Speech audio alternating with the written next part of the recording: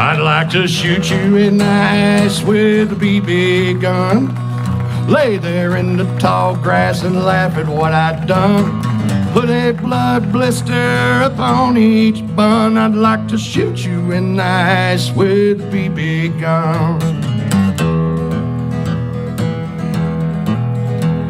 I'd love to rub your toothbrush on a sick monkey's butt and give your home phone number to some perverted nut and tell everybody what you really weigh. And then just for fun, I'd like to shoot you in the ass with a BB gun. I'd like to shoot you in the ass with a BB gun. Lay there in the tall grass and wait for the cops to come.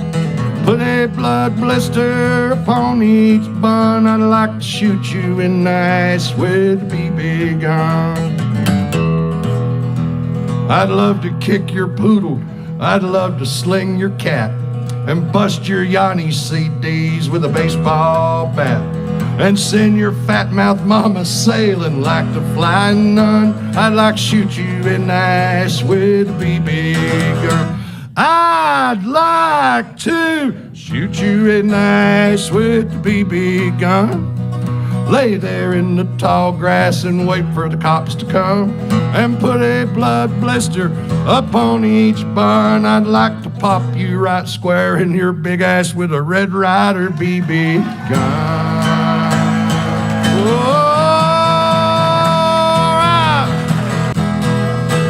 Hey, loving you's like frying bacon naked. Oh, you tempt me, darling, and you torture me. Loving you like frying bacon naked. And that's how I feel when you get through with me. Lord, you think I'd know? Oh, you think I'd learn? A man falls in love, a man's gonna get burned. All I asked from you is this solemn pledge. Oh, you could burn the bacon, but please don't scorch the sausage. Hey, loving you like a frying bacon naked. Oh, you tempt me, darling, and you torture me. Yeah, loving you like frying bacon naked. And that's how I feel when you get through with me. Whoa!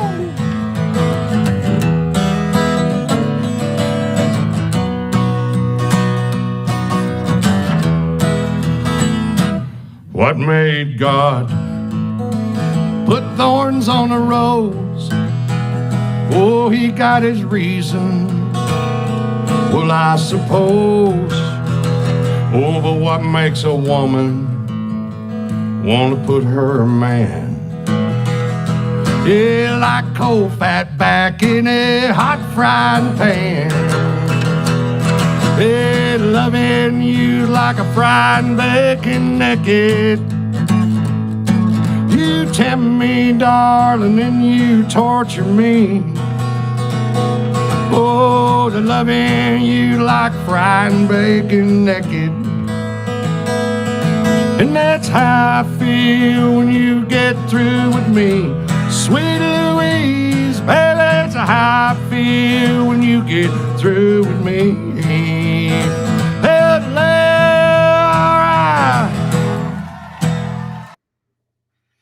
What's up, everybody? How's everybody doing? Let me get this off the screen. Nope, that didn't do it. Remove. There we go. How's everybody doing today? Good. I hope everybody hear me, I think, because I think my thing's going. I can see it bubbling away there, so I guess my mic is working. Wasn't working last live stream, so I had to do it a little fucked up way, but it worked, I think. Not a lot of people watched, sadly, which I don't know. I put a lot of work into that, and it sucks when barely anybody watches when you do something that you put a lot of work into. But what are you gonna do? That's the That's the YouTube's Rumble game. So tonight we're going to talk about. Oh, thanks, George. Sean St. George here. Thank you. 5x5 on audio. Very good. So tonight we're going to talk about a video I saw. Actually, two videos I saw, and I've been seeing lots of videos coming through the pipe. You know, you click on one and it takes you to another and another and another about the huge bubble that we're sitting on. But it's not just one bubble. You can't just point to one housing bubble or one this or one that. It's like they're calling it the everything bubble, where you have subprime loans on cars. I heard today that they're talking about doing 40, 50-year mortgages, things of that nature.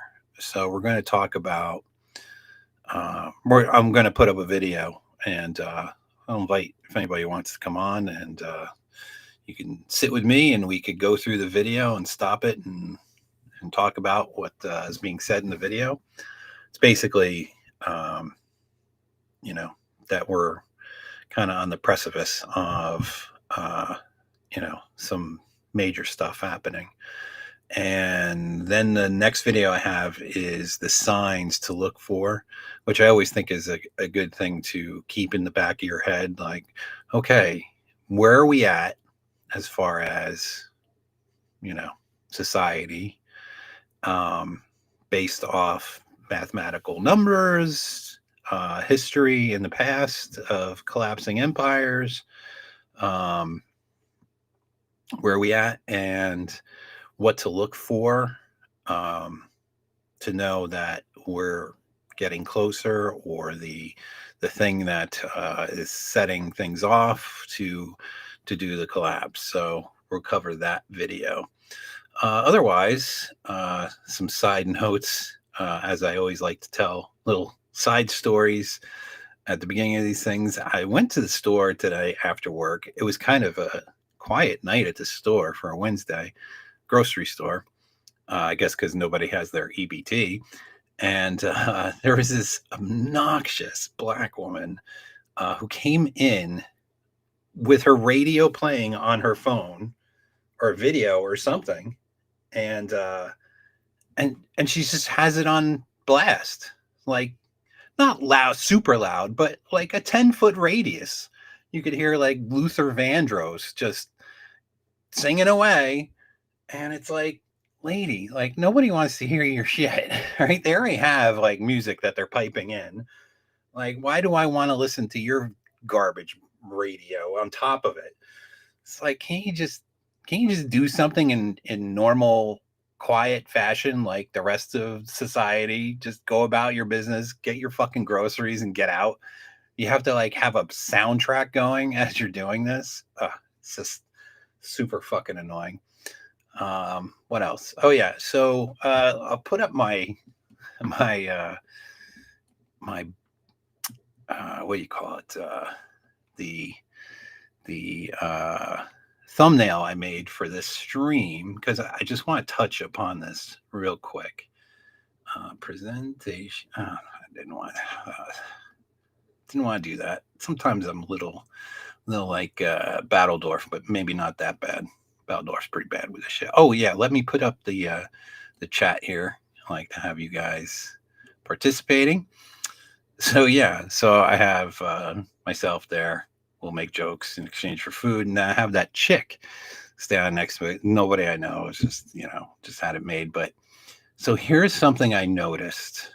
I have a dating profile set up on a site that I use to find people to just put up on my post page, like some of those things that you guys have seen, the women, their dating profiles and whatnot. It's always just fun to trash them. And I have a couple pictures of me up there. I don't even really think I said much of anything as far as what's in my profile. It's pretty like you just pass it by. There's nothing exciting about it. There's no write-up really. It's just really generic and nothing, right?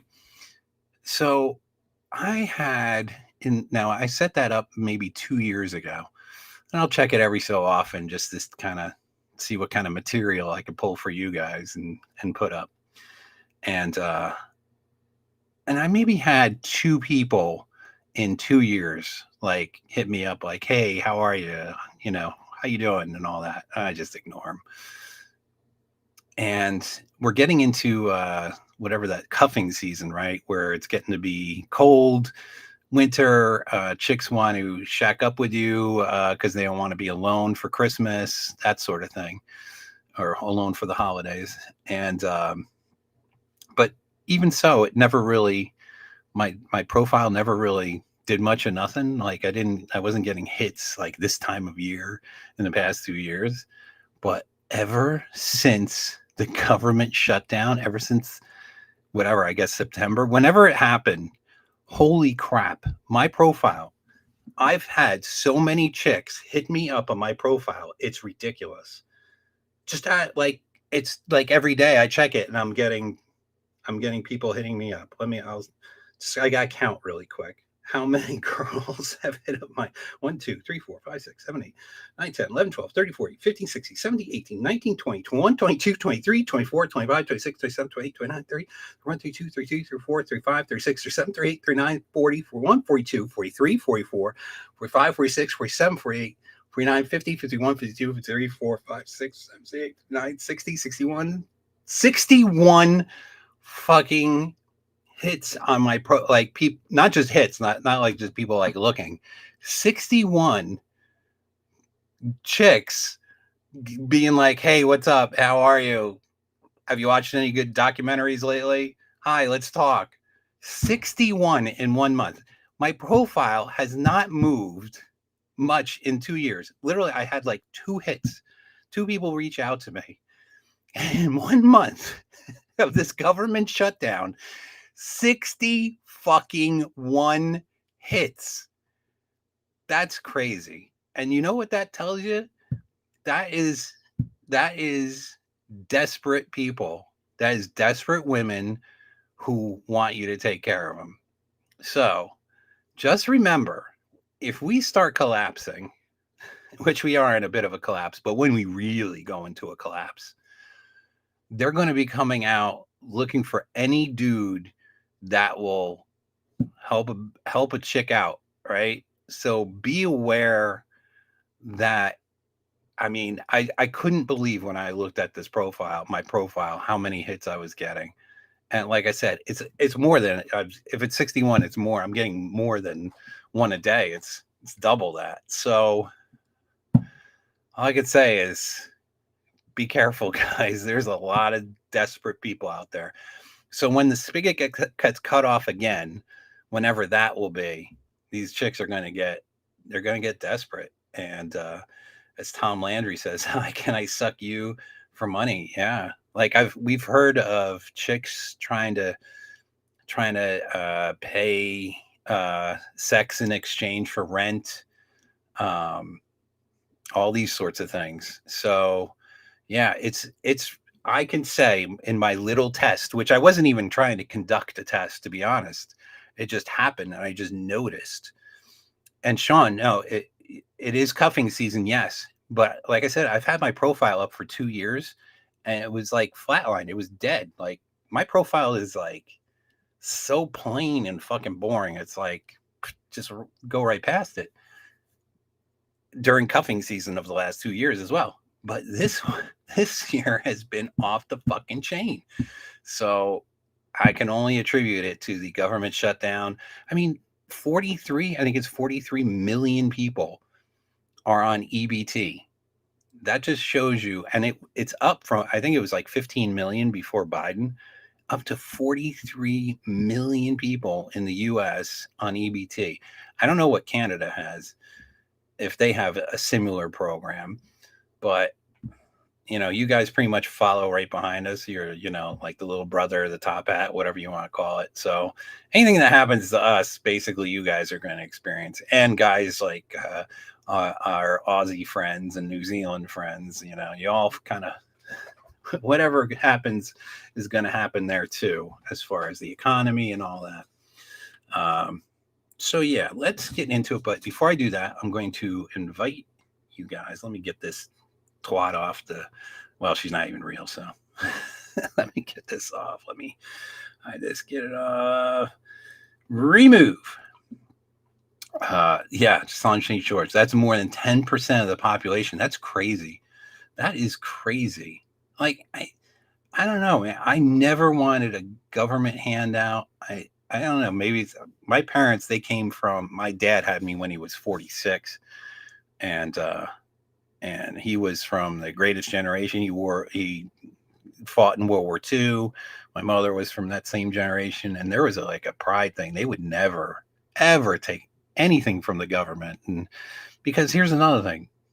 Once you get into the bed with the government and you give yourself over to that, they can do things like control when you eat, right? Yeah, Broken Pine, food banks cleaned out. Yeah.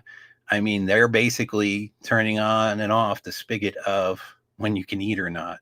Like, why would you want to get into bed with that kind of situation? I don't know, but let me see. Copy invite event. All right. So I'm putting in a link if anybody wants to join in to go over this video that I'm going to play momentarily. I hope you guys have been doing well besides. Let's see who's in the chat real quick, who I haven't acknowledged yet. Mouthgape Ape, how are you, sir? CJ, haven't seen you here before. Thanks for coming. Chris Mitchell, of course. Tom Landry, how are you? Lord Black Eagle, thank you for coming. Tim, thank you for coming. Lynn Morrison, thanks for coming. Gad Yahovah's warrior. God Jehovah. Oh, Jehovah. Okay, I get it. So you're a God warrior. All right. Big Tao Outlaw, thanks for coming. Haven't seen you in a while. Hope you saw that I put up the Hunter for you a couple weeks ago. Hope you enjoyed that. Download it if you want. MGTOW Mando, how are you tonight? Who else? Polska Bob, what's up? What's going on with wrestling? I haven't seen you guys wrestle for a while. Hope you guys like my little wrestling video I put up the other day, which got totally canned because here's a fucked up thing with YouTube. They picked the thumbnail, right? Which was like the old lady holding up the underwear, the lingerie, right? Which is a good thumbnail, to be honest. But then because the YouTube picked out that thumbnail, then it suppressed it because it's an old lady holding lingerie. And I guess, one picks it and then the other one hides it. So can't join on phone. Sorry, Mitchell. Hey, what's up, Ike? Thanks for coming. Let's see. Who else? Who did I miss? Thank you all you guys. Org Midtow, how are you, sir?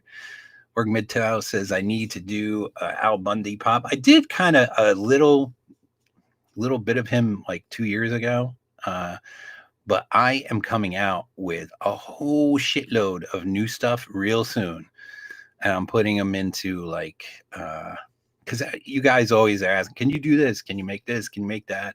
And by the way, if you've sent me a like an email and I haven't replied, I'll try to get to it. My normal job really keeps me buried most of the day. So if I haven't replied to your email, I'll get to it eventually. Oh, Vincent, thanks for coming from Ohio. I think you're not traveling anymore. I think I heard you're not doing that driving bullshit anymore. I hope you got a good job now. So yeah, I see, your requests that you guys make, and I'm trying to do all of them. So I'm going to do like, what would you want to call it? Like, compilations, of Pop doing shit, Pop being in stuff. Oh, Ike says wrestling is on hiatus. Okay. All right. Yeah, the last one I saw was there was big brawl match where I got thrown out like really early on.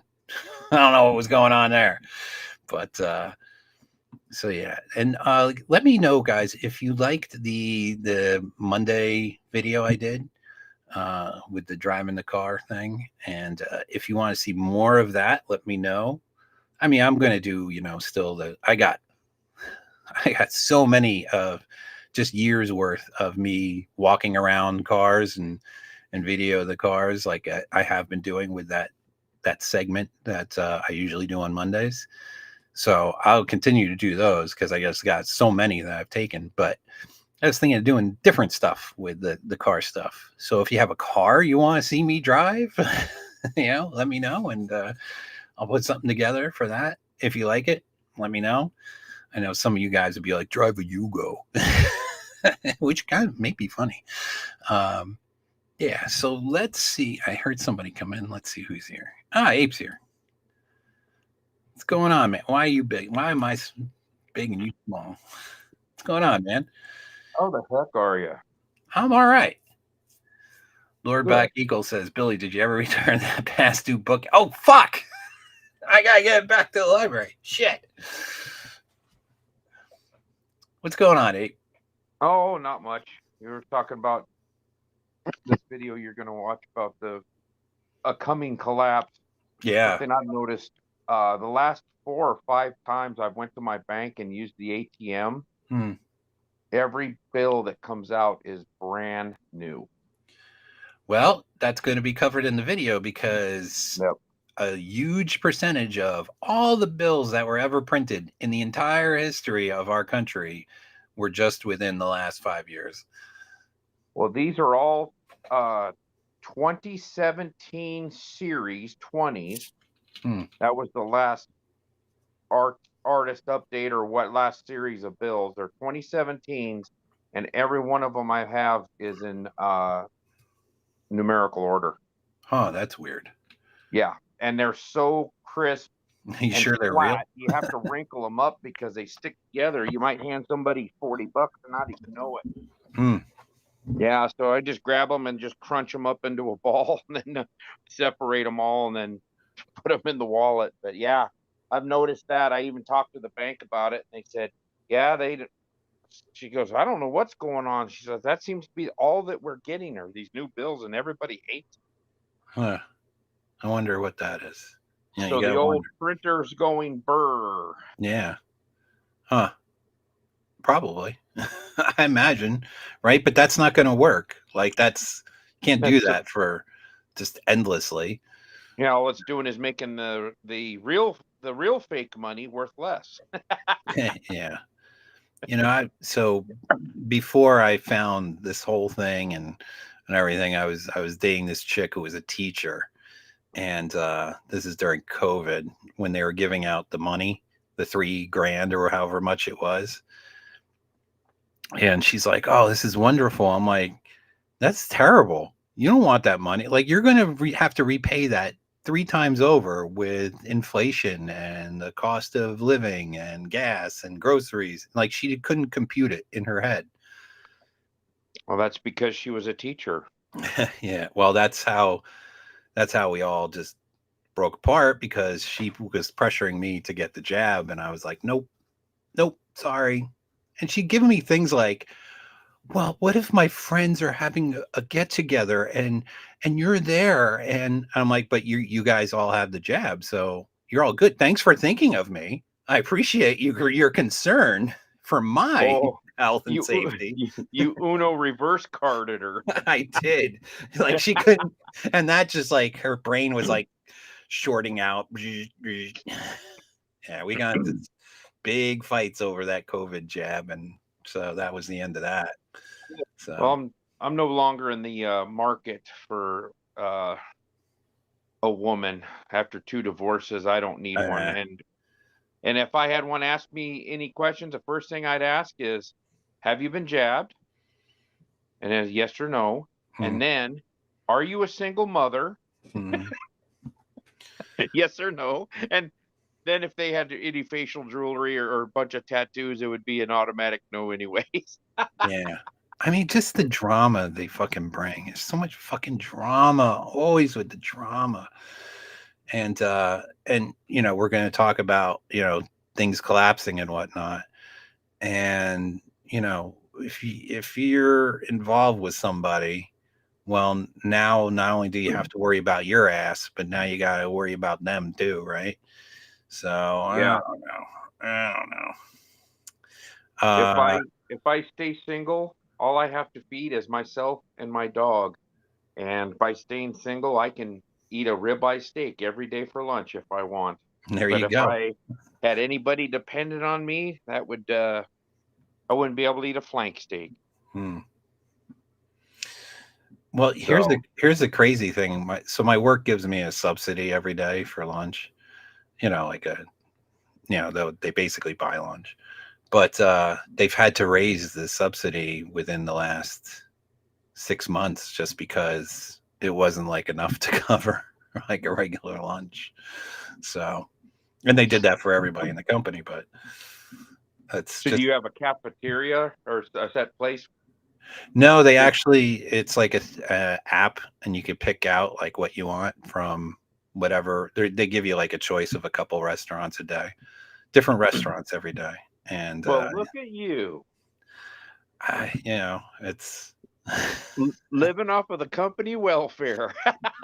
well, it's part of the benefits.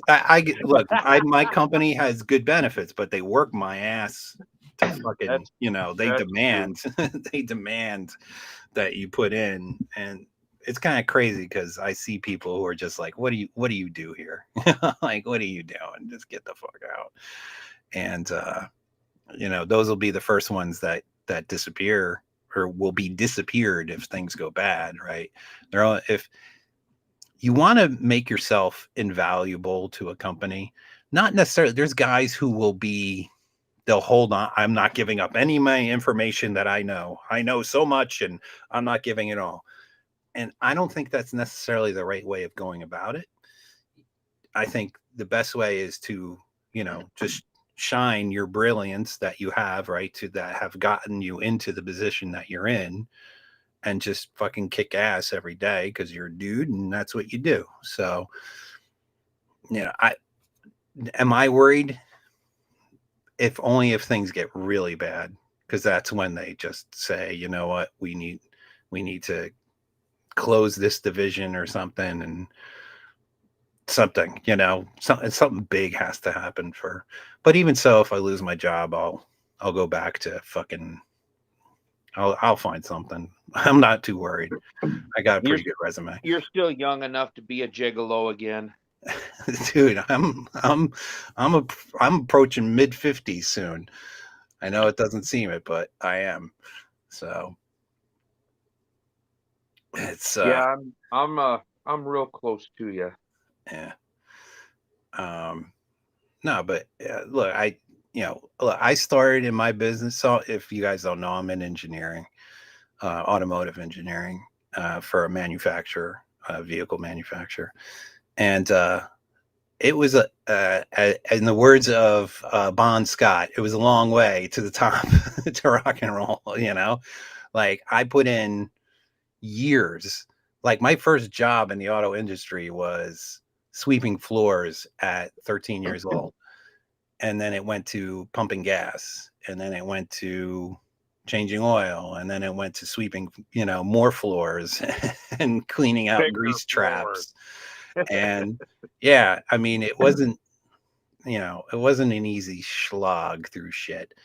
And then like I've been with my company for 20 years, but at one point I was doing fucking race stuff. And I don't know if any of you guys have been into like serious, like I'm not talking like just drag racing on a Saturday. I'm talking like serious, like Daytona 24-hour race shit, which I did. Your ass is fucking beaten up and beaten down doing the race stuff. And on top of that, I was doing my regular like engineering job shit aside from, so it'd be weekends, nights. I figure I get paid, and they keep like trying to pull me back into it. Come on, don't you want to go do a race again? Don't you want to do something? Nope. No. I keep defaulting to my back. So I had a what do you call it, herniated disc in 2015. that fucking killed me. I was so close to getting surgery, but I worked it out where I was able to not get surgery. I was using holistic methods. Rock tape really helped. So anytime they start, the racers are beating her ass. Anytime they even broach the subject, I'm like, well, do you want me to hurt my back? And then I'll be out on disability. And they're like, oh yeah. So they drop it. So, but yeah, like racing, man, is crazy. Good. I've been at the same company for 30 years now. This year was my 30th year. So, wow. Yeah. And if they want to get rid of me, they'll have to close the facility that I work at. So, because I think I'm number 12 on the seniority list now. So, well, I remember when there were 350 machinists, and now there's 118, and I was 4 from the bottom at 350, and now I'm 12 from the top at 118. Yeah. Well, you stay at something long enough, you just get, it's like that 10,000 hour rule, right? You just do it long enough, you just know what the fuck you're doing. Yeah, I'm in my retirement position now, but they're trying to close the place where I'm working at, and I'm thinking, great, I got 6.5 years to go because I can go at 60. Yeah, full retirement. That's when I'm. Well, I have a 401k, but I don't have a pension. I wish I had a pension, but. Well, I've got a 401, but I'll get a retirement from the railroad when I turn 60. Nice. And nice. I have a 401k. That's what I use to put 40% down of my house that I bought a couple years ago. Good for you, man. I'm paying myself back interest. Oh shit! I didn't realize we got Mando had shown up. Sorry, Mando. I didn't mean to keep you in the background there. Hey, it's okay. How's the latency on my end? If it's too bad, I'll go ahead and duck back out. No, you're good. Just turn your volume down just like a hair. Hang on. How's that? That's good. Awesome. Yeah, you guys are talking about possibility of getting canned. Well, just if the economy goes to absolute shit. I mean, like, so just on my own personal level, like I knew a guy, he was basically doing my job over for Mopar and Chrysler, and he had many years at that. And then he was like with Mercedes prior to that, and like he had a good ass fucking resume, but once Stellantis came in, they totally like fucked him 7 ways from Sunday, and he was just like, you know what, I'm fucking out of here, fuck you guys.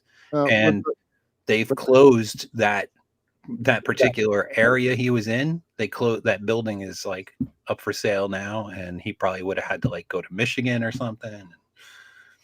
Was he in the SRT program? No, but it was close enough. He was in all the high performance stuff. Yeah. With the company that I'm in, the department I'm in, I'm literally the single point failure. Yeah, I have a boss who kind of knows what I do, but no one in the company actually knows how to do the compliance tasks that I do. So if they can me, that's probably because the company I'm in is being completely phased out and folded into the big company that owns us.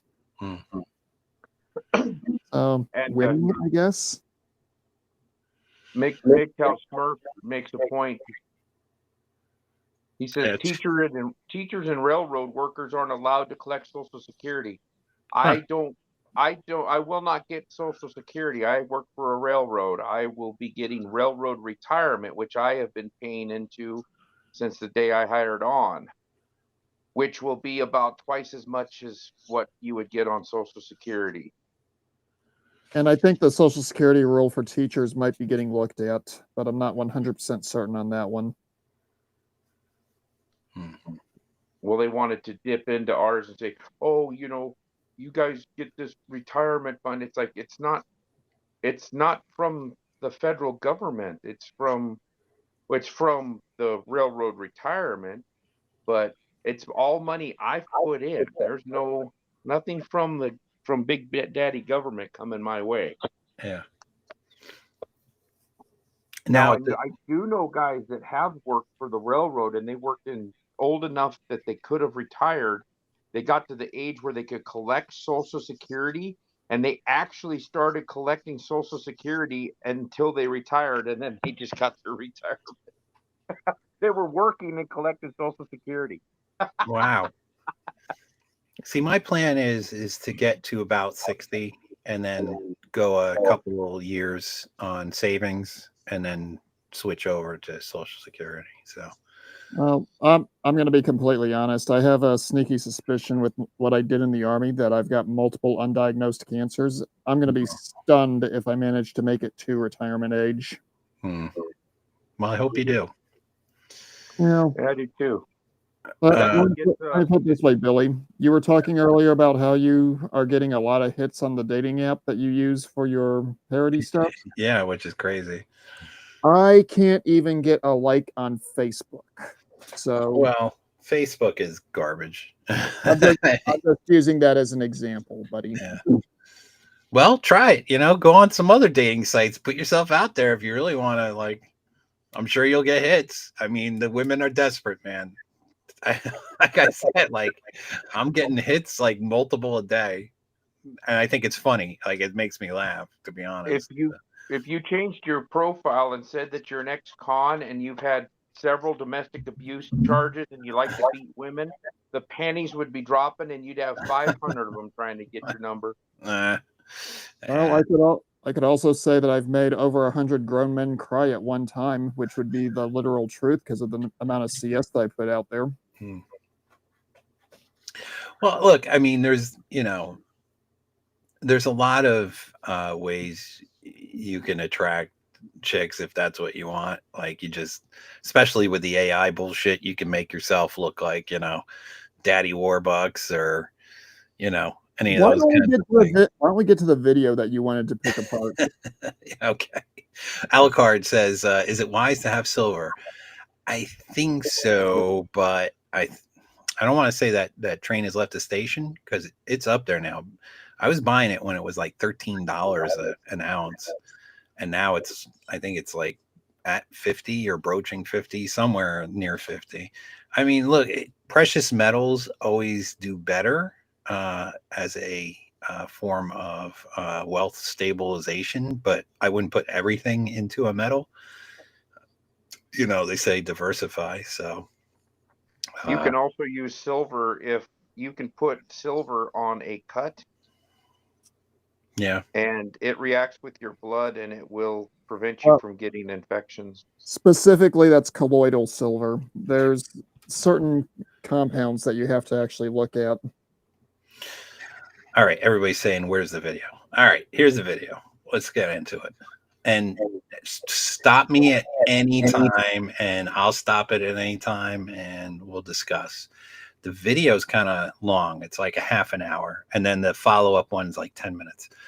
We don't have to do the whole video. We could just do a portion of it, whatever we decide. Let's see how it goes. All right. And let me know if it comes through. Okay. So here we go. 2008. The housing market is euphoric. Everyone believes it is going to go up forever. Everyone, that is, except the quants who see the truth in the numbers. By the way, I don't know who this guy is. I don't really watch him, but he popped up and he kind of explained things in a nice, clear way. So that's why I'm playing this video. If you guys watch him and think he sucks, or you know him and thinks he's good, I don't know. I only know him from this video. Just saying. They know what the rest of us are going to find out very shortly. The housing market is a giant bubble and it's about to burst. The numbers just don't add up. The subprime mortgages are a ticking time bomb. Given the default rates, collapse isn't just possible, it is mathematically certain. And then it happens. Bear Stearns vanishes in a week. Lehman Brothers collapses under hundreds of billions of toxic assets. Within days, the global credit freezes and entire industries flatline. It was the first time most people learned the words too big to fail, and the first time they watched the government print trillions to stabilize the market. But it worked. Well, it worked like drinking to cure a hangover works. We printed money and pushed the inevitable pain into the future. We layered on more debt. See, I remember this too at the time, that a lot of people were saying, a lot of big economic people were saying, we're just kicking the can down the road. I mean, how many times have you all heard that? We're just kicking the can down the road. You can only kick that can down so many times, right? Go ahead.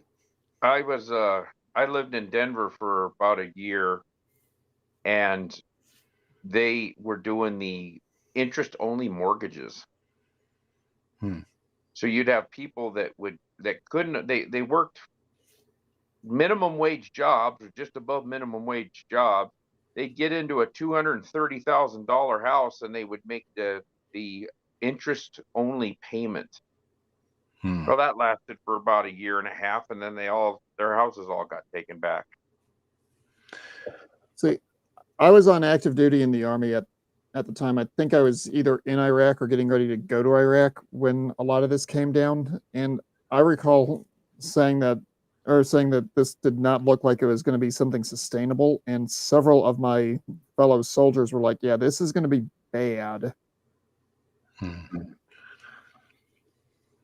Okay, let me keep going. By the way, at that time, my ex, she was on a really high-paying job working in hedge funds, and decided that she wanted to become a teacher. So she left right as it was happening. She left her nice high-paying job and decided to go be a teacher at like half the salary. Yeah, kind of fucked us for a bit there. I mean, she eventually just totally fucked me, but she really kind of fucked us for a bit. Anyway. Lowered rates to 0 to keep the economy moving, and we somehow convinced ourselves that money really could be free. Tragically, as we're learning right now, it really can't. The illusion of free money has now metastasized into something far more dangerous than 2008. This is no longer just a housing bubble. It's an everything bubble. Stocks, real estate, crypto, gold, AI investments, all of it pumped to record highs on a decade and a half of cheap money. Hey, Rusty, thanks for coming by. I think it's also to note that 7 of the biggest stocks right now, there's only like 7 big ones, and it's like Apple, Nvidia, companies like that. I forget all, but like if any of those companies have a huge downturn, like it's just going to create a big problem. Tesla, that's another one. It's like 7 companies are like a big part of the market right now, like 70%, I want to say. We should look at what the A stock for Berkshire Hathaway goes for. Oh, I'm sure it's a load. I think it was, the last time I seen it, it was like 430,000 a share. But see, here's the problem: is that they're overvaluing a lot of these stocks, like at ridiculous rates. That there has to be a correction. There has to be. Hey, Billy, you're a history fanatic, correct? Well, I wouldn't say a fanatic, but I like history, sure. You might consider looking up what happened in the Netherlands about some tulip futures about 400 or 500 years ago. I kind of vaguely remember hearing about that. Yeah, that's a crazy story if you ever have time to just burn on it. Yeah, I've seen quite a bit on that. It was amazing. Yeah. What they were doing, trading tulip bulbs. How much that was they were worth. That was a big thing for them, right? It's you go to back in time and people were exchanging clams. So there hasn't been much, a lot of money. There hasn't been much change when it comes to the clams. This is true. Yeah, women are selling clams every day. That's right. They're selling their clams. They're nasty ass clams. The quants see it all again. Debt is compounding faster than income. Interest costs are outpacing growth. Liquidity is pouring into every crevice of the market, including hyper-speculative asset classes purchased on margin. The math of what is coming is clear, and it won't just be housing or banks that break. This time, it will be everything. And for anyone who's not prepared, it is going to be an economic bloodbath. We're going to cover what exactly is going on today in 4 direct parts. Part 1 explains why I am sounding the alarm as the market is hitting all-time highs. Part 2 explains the math that guarantees, despite the all-time highs, the system is going to break. Part 3 is a surprise you don't want to miss. And Part 4 is the wise man's path forward. Problems are only interesting. Real quick, he's saying, prepare for this kind of stuff. And I think that's important to heed to, if you have a chunk of debt, to really work on paying that down as fast as you can right now. Because I think, things are going to get worse. So the less debt you can have on the books, it will definitely be beneficial to you in the long run. So let's keep going. Interesting if you have a solution. So welcome to Part 1. Things look great, but we are totally screwed. The S&P 500 is up 16.5% year to date, and all major indexes hit record highs in late October. Home prices are still up over 45% from pre-pandemic levels despite the rate hikes. Gold recently hit all-time highs, and the crypto market cap is back above $3 trillion. And the Dow Jones? It just posted its longest winning streak since 1987. If you're a part of the 10% of Americans that own What happened in 1987? Just saying, if anybody remembers. People were jumping out of buildings. Yeah. The second time, there might be a third time going. 93% of the assets, this year you have laughed all the way to the bank. Money is cheap, plentiful, and flooding into the market right now, driving valuations up on everything. Even Pokemon cards are selling for thousands of dollars per box. But the question is, what's really going on? Are asset values actually going up? Is the value of the dollar just going down? Is this a bubble filled by euphoria and speculation? Or is it actually different this time? Is the economy somehow so strong now that it will go up forever? Is modern monetary theory right and we can just print money without any negative consequences? And why, if things are so good, is the average person needing to buy things on layaway? Basic things. And why should you care? Statistically speaking, much to my dismay, odds are low that anyone hearing this right now has a meaningful percentage of their income in assets. All right, let's speed run those questions. And then I'm gonna tell you exactly why you should care, because regardless of how much of your money is tied up in assets or not, what's going to happen next is going to affect everyone. Are asset values actually going up? Yes. Asset values are a function of supply and demand. Is the value of the dollar going down? Yes. It is racing to zero. We add $1 trillion to the deficit every 100 days. It will swallow the earth soon. Is this a speculative bubble? Aggressively. Humans are hyper prone to psychological contagions. It's one of the key drivers of markets. Is it different this time? No, it's never different because the economy responds in predictable ways to stimulus. It's a complex system, but it's still a system. And like all See, I think, what he says right here. It obeys rules. System obeys rules, right? There's mathematics involved that, when you put it all together, these things become a mathematical inevitability that shit's gonna just shake out the way it's gonna shake out, and there's gonna be a correction. I mean, look at what houses are going for.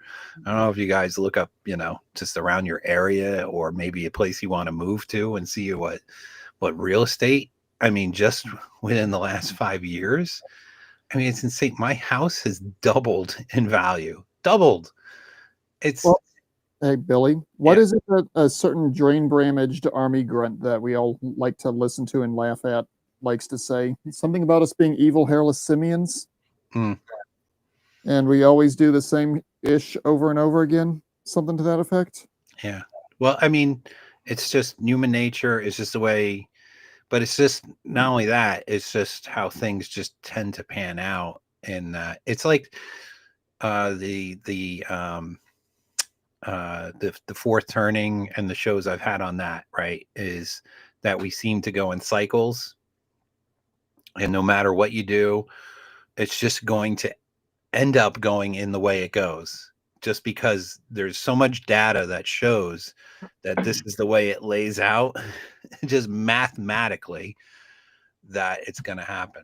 So, well, and you look at like my pickup is 10 years old, and I bought it for $40,000. If I was to go to try to replace that truck right now, same exact truck, it'd be 80 grand. Yeah. Cars have gone double in 10 years. Yep. Oh, the car I bought was a roughly $40,000 vehicle at the time. If they still made that model, which they don't, it would probably be in very much the same boat as your pickup truck. That's crazy. Rusty says he loves these doomsdays to come. But he's going to be buying up more property. And still buying more property. Bottom line, a good investor is always buying. Yeah. All right. If you hear people saying it's different this time, sell everything. Now, I'm not saying the economy is perfectly predictable. It is not, far from it. But I am saying that money has something akin to physics. And what we're seeing right now is not normal market growth. It is a financial pressure cooker built on cheap, printed money that drives inflation and extreme speculation, creating bubbles everywhere. When the dollar is devaluing through money printing, smart money flees into assets. When interest rates are low, money is easy to borrow, people borrow, and it floods into assets. When you can borrow money at 6 or 7% and the S&P 500 is growing by 16.5%, you can understand why people borrow money at historic levels and plow it into the stock market on margin. But when you have that much liquidity flooding into the system, you begin chipping away at the stability of the economy as a whole, because everything becomes a bubble, and all bubbles burst eventually. Broken Pine says, land is worth more than money. I kick myself that about 20 years ago, I knew a guy who was down the upper part of Florida, not quite the Panhandle, more on the Jacksonville side, like more like middle upper. And he was buying up property, $3,000. And it was like, Florida, sandy, not swampy, but Florida, $3,000 for like per, I think it was 2 acres. And I was like, yeah, but it's like, it's all like, I don't know if you guys know northern Florida. I mean, it's it's like dense vegetation, it's sandy, you got to do a lot of work. But that fucking property is worth a mint now, and I kick myself I didn't buy a bunch of it. But anyway, can you use silver to buy land? I guess it all depends on who you're dealing with. If you got somebody there's some people who will eventually not going to be trading in dollars because they're not going to believe in the dollar anymore, and they're only going to trade in, precious metals or things of that nature. And unlike in 2008, which was largely a housing and banking crisis, this time everything is inflated. Stocks, housing, bonds, crypto, art, even consumer collectibles. They are all levitating on the same tide of easy money created by a government that never met a dollar it didn't want to print out of thin air. Now, do not get me wrong. Bubbles can inflate for a very long time, and I get why people want to get while the getting is good, but there is a structural, mathematical reason why this bubble is nearing the end of its ability to keep inflating. So welcome to part 2, the physics of money. Since 2020, the US money supply, known as M2, has grown by more than 40%, the fastest expansion in modern history. Roughly 1/4 of all US dollars in existence were created in the last 5 years. Every 100 days, as I said, the federal debt increases by MGTOW Mando says he has to leave. That's all right. Yeah, there's something going on with one of my neighbors. I keep hearing something going on, and I don't want to interfere with the show. So I'm ducking out. You all have a good one. Well, thanks for coming. letting me join in. I appreciate you stopping by. All right. I'll put in a link on the chat if anybody else wants to jump in. I see Rusty's here. Rusty's a good investor. Big money, Rusty. Oh, hey, Riley, thanks for coming. I had a dog named Riley. I love that dog. I love that pet. He was a good guy. Another $1 trillion. The national debt now exceeds $37 trillion, up roughly $11 trillion since 2020 alone. Interest payments on that debt just crossed $1.1 trillion per year. That's more than the entire US defense budget. At current borrowing levels, every 1 percentage point rise in rates adds roughly $370 billion a year in new interest costs alone. But then you got the Dems sitting there wanting to take more money, give it to different countries. And yes, the Schumer shutdown is over. Yeah, they want to give it to illegals. They want to give it to everybody except for the American people. But even so, I don't know. I think we're so deep screwed right now. Let's let them keep talking here. Returned to just their 2007 levels, annual interest expense would blow past $2 trillion a year. That's roughly half of all tax revenue. Federal deficits are now running above 6% of GDP during peacetime, a level that we normally only see in an extreme crisis. US debt to GDP sits around 122% and is projected. Look at that graph. Look at that fucking, hold on. I'm gonna see if I can make it bigger. Look at that. Hold on. I'm going to take this chat out for a real quick second. Look at that upturn since 2000, 2009. Whoop, and then look at 2020. 2020 straight up. Look at that. Unbelievable. All right, let me put it back in there. Oh, I don't know if you guys could hear me when I had. Anyway, that graph, 2020. Yikes.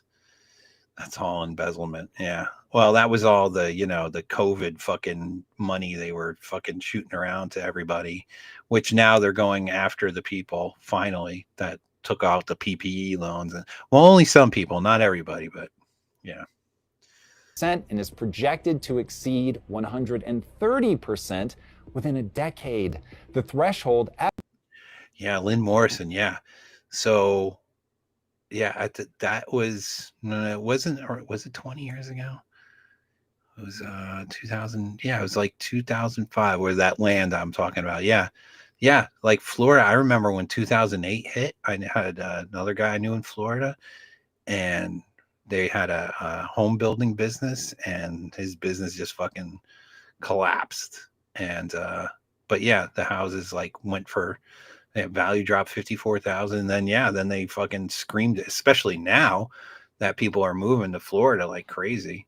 But, yeah. At which nearly every country in history has collapsed, gone into revolution, or defaulted. Meanwhile, the Federal Reserve has already had to take on over $7 trillion in assets to prop up the market, and it can't sell them off without crashing the bonds market.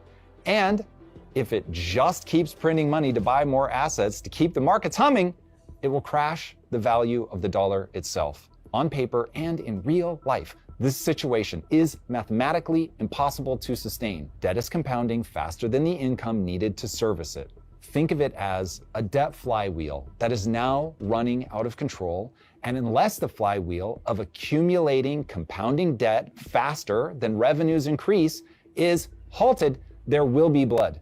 Remember, compounding interest is a perpetual increasing machine.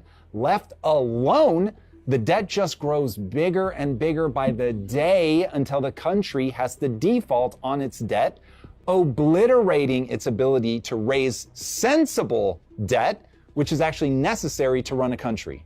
And that's why economic warning lights are beginning to flash all over the place. Markets are really just confidence Ponzi schemes. Don't forget that. And as long as people believe, they work. When people lose confidence, however, the markets crash. And right now, it looks like people are beginning to lose faith. Crypto's momentum is fading. Gold has fallen off of its all-time high. Housing is bending under interest rate pressure. Commercial real estate delinquency rates are now higher than they were in 2008.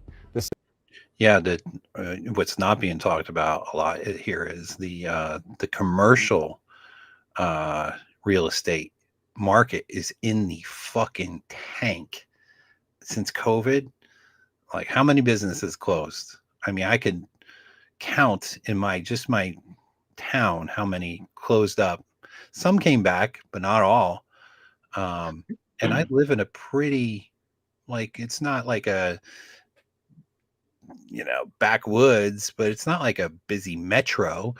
And like, I can name 2 strip malls that have been empty for probably over a year now.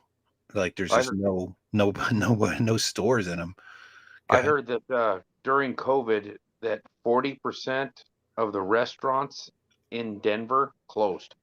Yeah. I mean, and there's like 10,000 restaurants in Denver. Well, I mean, what's crazy is mom and pop places, and they shut down.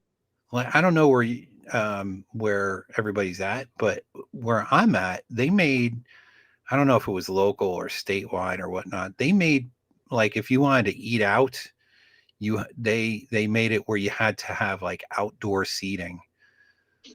That was like phase 1.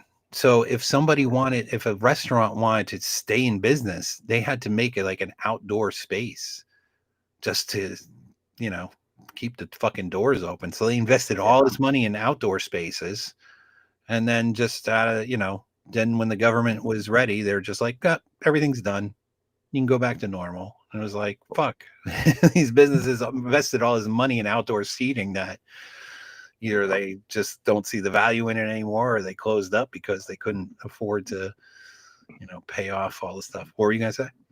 Well, the housing market, I don't think people have always tried to buy above their means, but now that's not even an option. The house that they, are looking at is 3 times more expensive than it was 10 years ago. And I'm lucky. I live in a very small town, less than 1,000 people. And I bought a house 2 years ago for $65,000. Granted, it's a 100-year-old house, but it's still standing. Yeah. Well, personally, I think older houses are just built better than the new shit. They put 2 new houses on I live on a dead end street, and they put them at the end of the dead end. And I saw the construction being done on them. I'm like, fuck. I was like, they used particle board on the exterior walls. Then they just papered it over, and then they slapped the fucking vinyl siding right over it on top of the paper. Those channels where those guys go and inspect houses, it's crazy. They'll go to a brand new house. It's $600,000-$700,000, and the floor isn't level. The roof is all jacked up. Well, what's fun, you mentioned the floor not level. So before they, I snuck into one of the houses before they finished it off. I mean, they left the doors open and everything. I was like, let me go check it out. And like, there was at least 4 doors that wouldn't like open up correctly in the floor. I'm like, great work they did here. Wow. So, and those particular houses, they're like 750, or they sold for 750,000, like, what is it, 3 years ago now? So they're worth even more now. And isn't that just crazy? They had no idea that they just moved into a house that is going to fall apart in 20 years. No, I mean, it's this fucking particle fucking board exterior. It's like living in it's like buying a mobile home, or they just bought a giant mobile home. Pretty much. Yeah, they're like beautiful. I mean, they look beautiful. Big fucking 6-bedroom setups and shit, but fuck, I wouldn't want my house. My house, you're talking about, I have a 100-year, my house turned 100 2 years ago. So mine turned 100 last year. It is solid as can be, and I love it. I mean, the floors are a little creaky, but who cares this shit? I don't care. My house it's got carpet, but it's hardwood floors from the front door to the back door, and every step creaks. But I'll tell you what, between me and the dog, nobody can sneak in on us. There you go. There you go. All right, let me keep going with this. Was there something I wanted to? Somebody mentioned something here. I know there was something I wanted to say.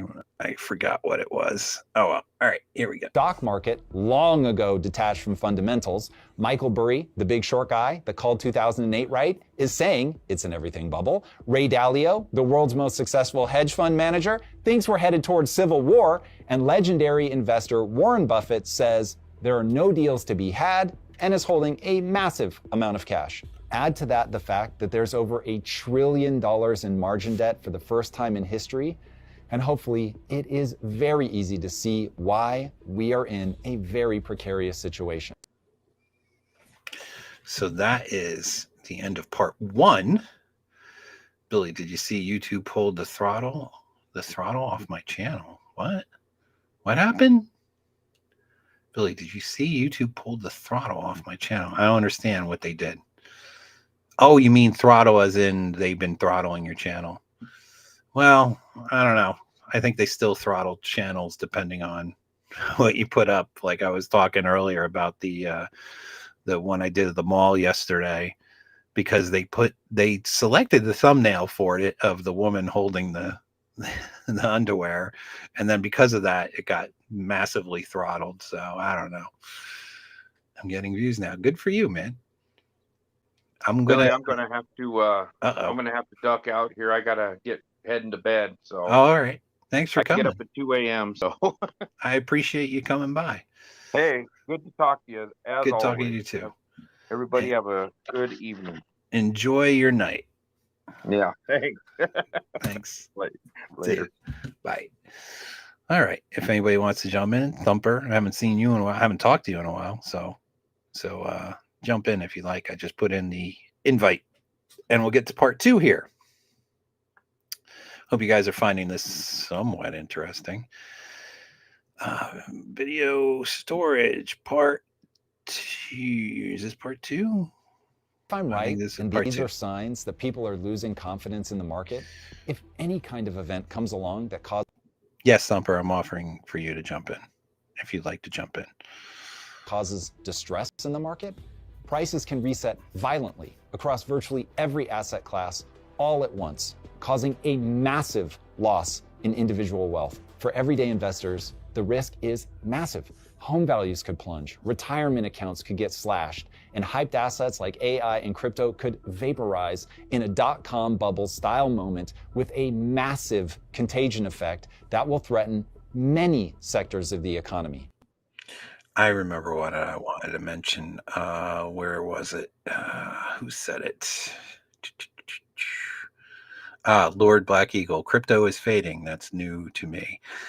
I think once the government really started poking their head into the crypto space, as they do now come tax time, I think a lot of people are shying away from it that were invested in it prior. That's just my opinion on it. And look who's here. What's going on, man? Yo, what's up? What's up? We're talking about the economy and how it's about to possibly go into the can. Dude, I'm noticing a trend. What's that? Well, I won a 64 Pontiac Tempest wagon on an online auction for $5 in Nebraska. I saw that. Okay.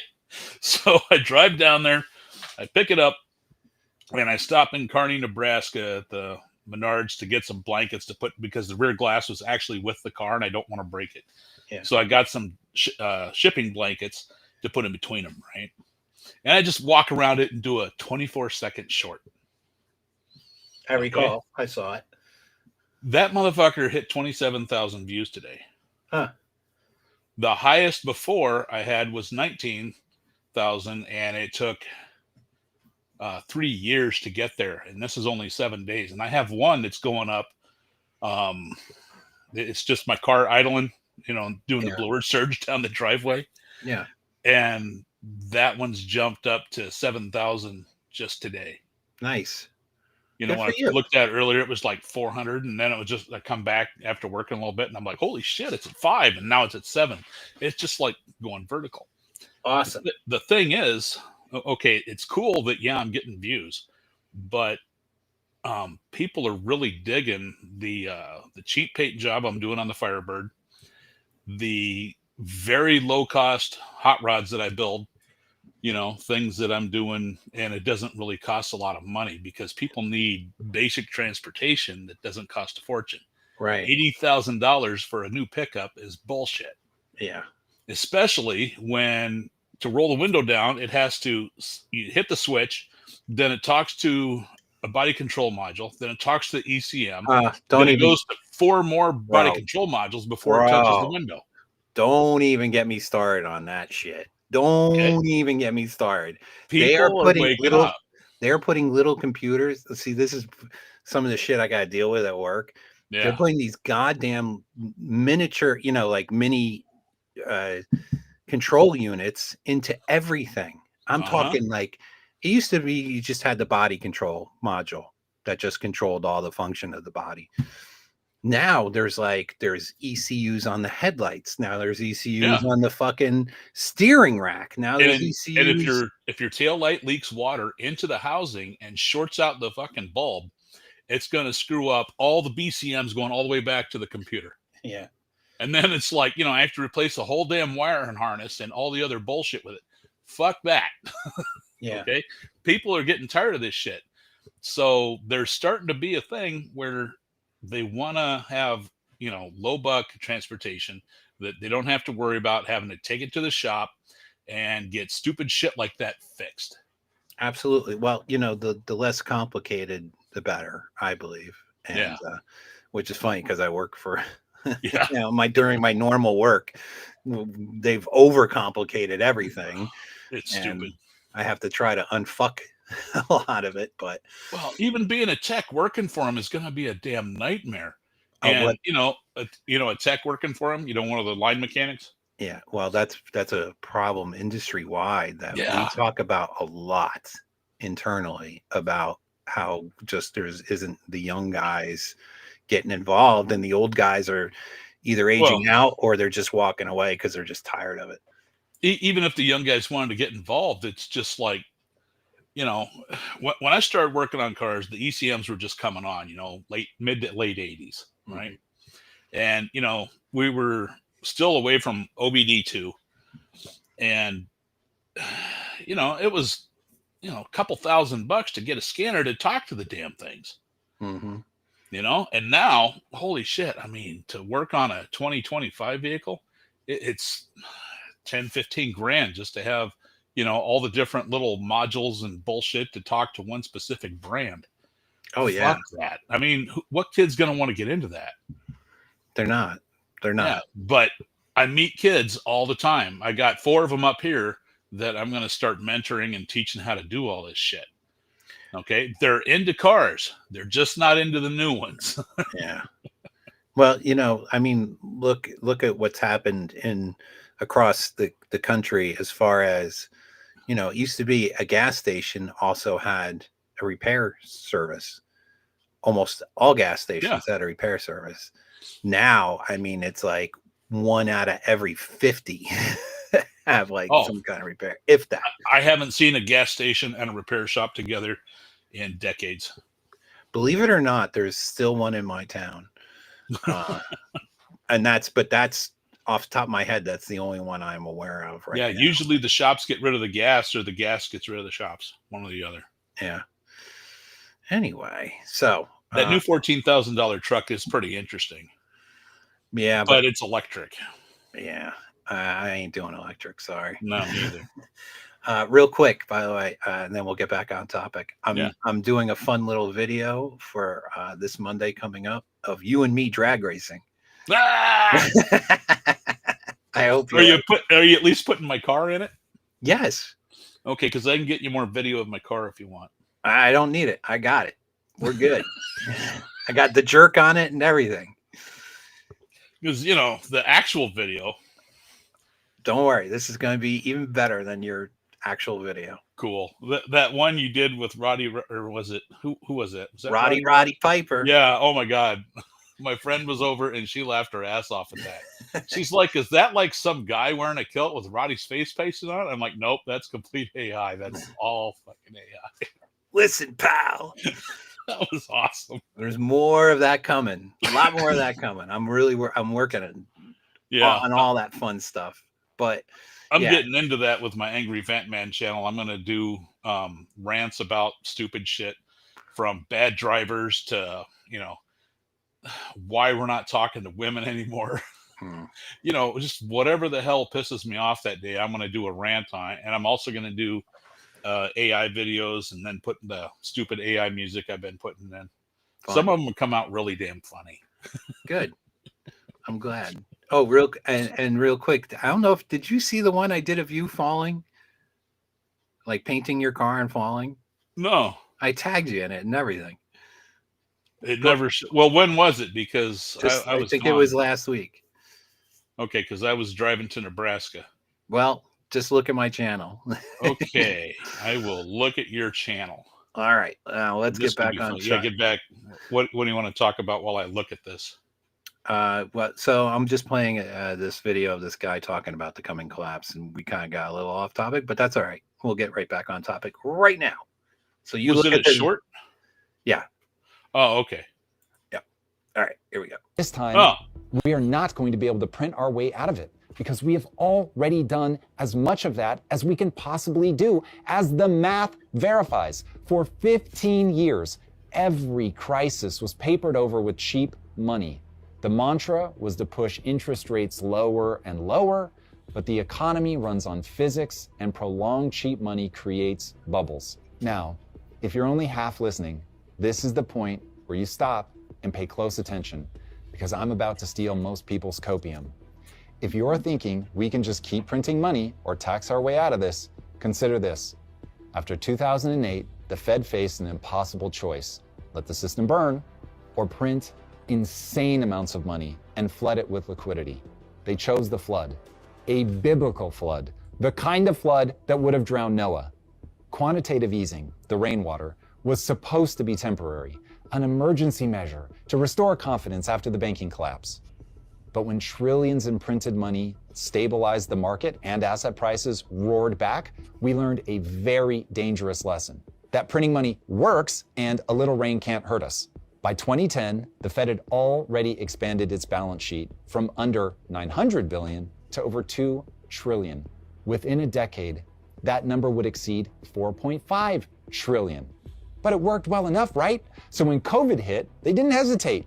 They printed even more money and bought up even more assets to prop up the market. Between 2020 and 2021 alone, Look at that jump up. Look at that fucking jump up. Jesus where it works for them, Christ. Where it works for them is if you have massive debt, like let's say you owe $1 million, right?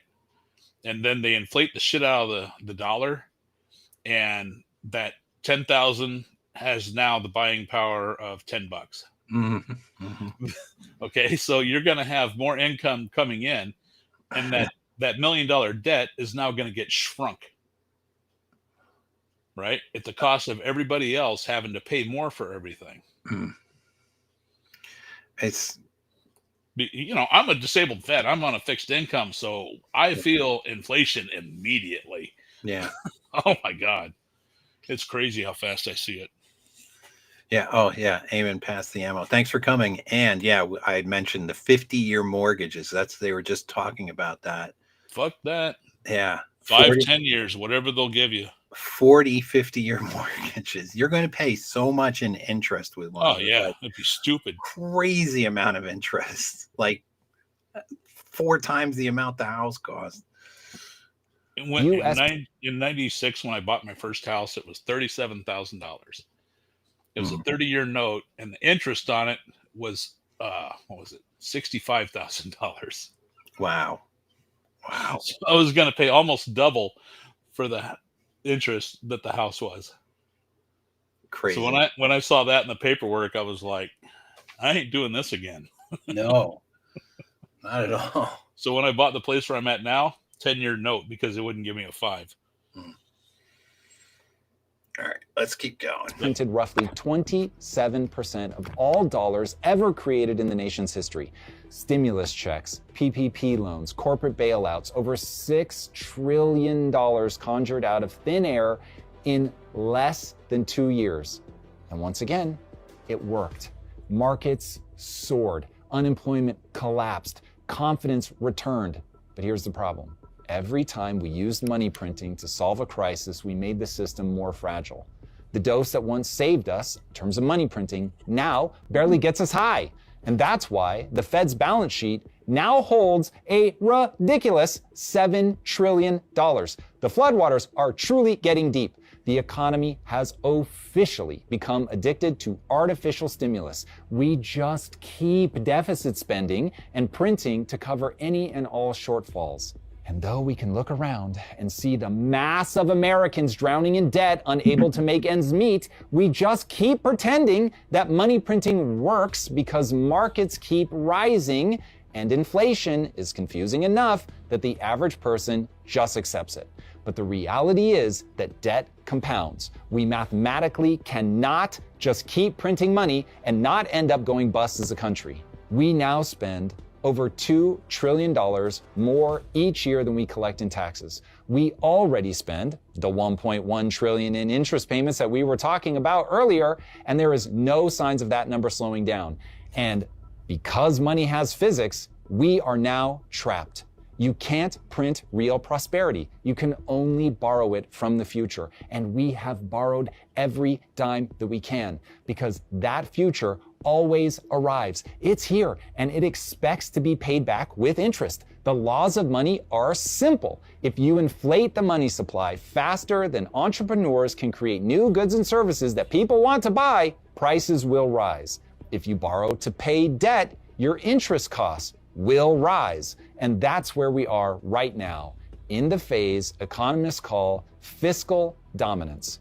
Fiscal dominance means the government's spending and debt burden is now so big the Fed can't raise rates without seizing the credit market and causing the government itself to default, which would cause an economic calamity. The current bubble can't keep inflating because the central bank has officially lost control of its ability to mediate the markets through monetary policy. And that is why Trump and Powell are fighting. Here's how the fiscal dominance trap works exactly. When the economy is too hot, people are too exuberant, and bubbles are forming, the Fed needs to tighten the interest rate to slow everybody down and slowly deflate the bubbles. Money, therefore, becomes more expensive to borrow. People can get a higher risk-free rate of return in treasuries and bonds. More money goes into government debt where it's safe, and overall asset prices cool down. That's where we are right now. That's what we need to do, but the Fed can't raise rates right now because we already have too much debt. I just want to address this one. So Mike says, retired state government employee and Vietnam era veteran been disappointed by Trump. I feel that sentiment. I don't think the Trito can do much about it, though. Yeah. Just number one, think of if the other side got in, where we'd be right now. That's number one. Number two, I think there's some things that are just too big that it wouldn't matter who you put in there, that things are just rolling along. Like you keep kicking the can, or as somebody said in the chat, the 55-gallon barrel down the down the road, like eventually you're going to run out of road. They're pushing an aircraft carrier into the fucking shore with Saturn V rockets. That's what they're doing right now with all this printing. Yeah.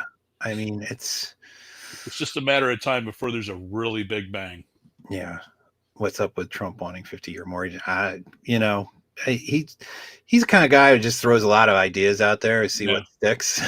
Is what my opinion on some of the shit he says. What annoys me is I want to see these fucking illegals get fucking deported a little more faster. Like, what's going on with that? Come on. Like, he was promising that they were going to be gone. They were going to be flying planes out of here. Out to their home countries. It's left, going to right, be and center. But, you know, everybody said so. I haven't been seeing that too much. But, well, maybe they just haven't been reporting it because they want to bitch about other stuff on the news. Yeah, well. Because I'm sure it's still happening. Oh, it's still happening, and they're still self-deporting, but it's not like I'm still seeing a lot of people that probably are. Well, dude, it's millions.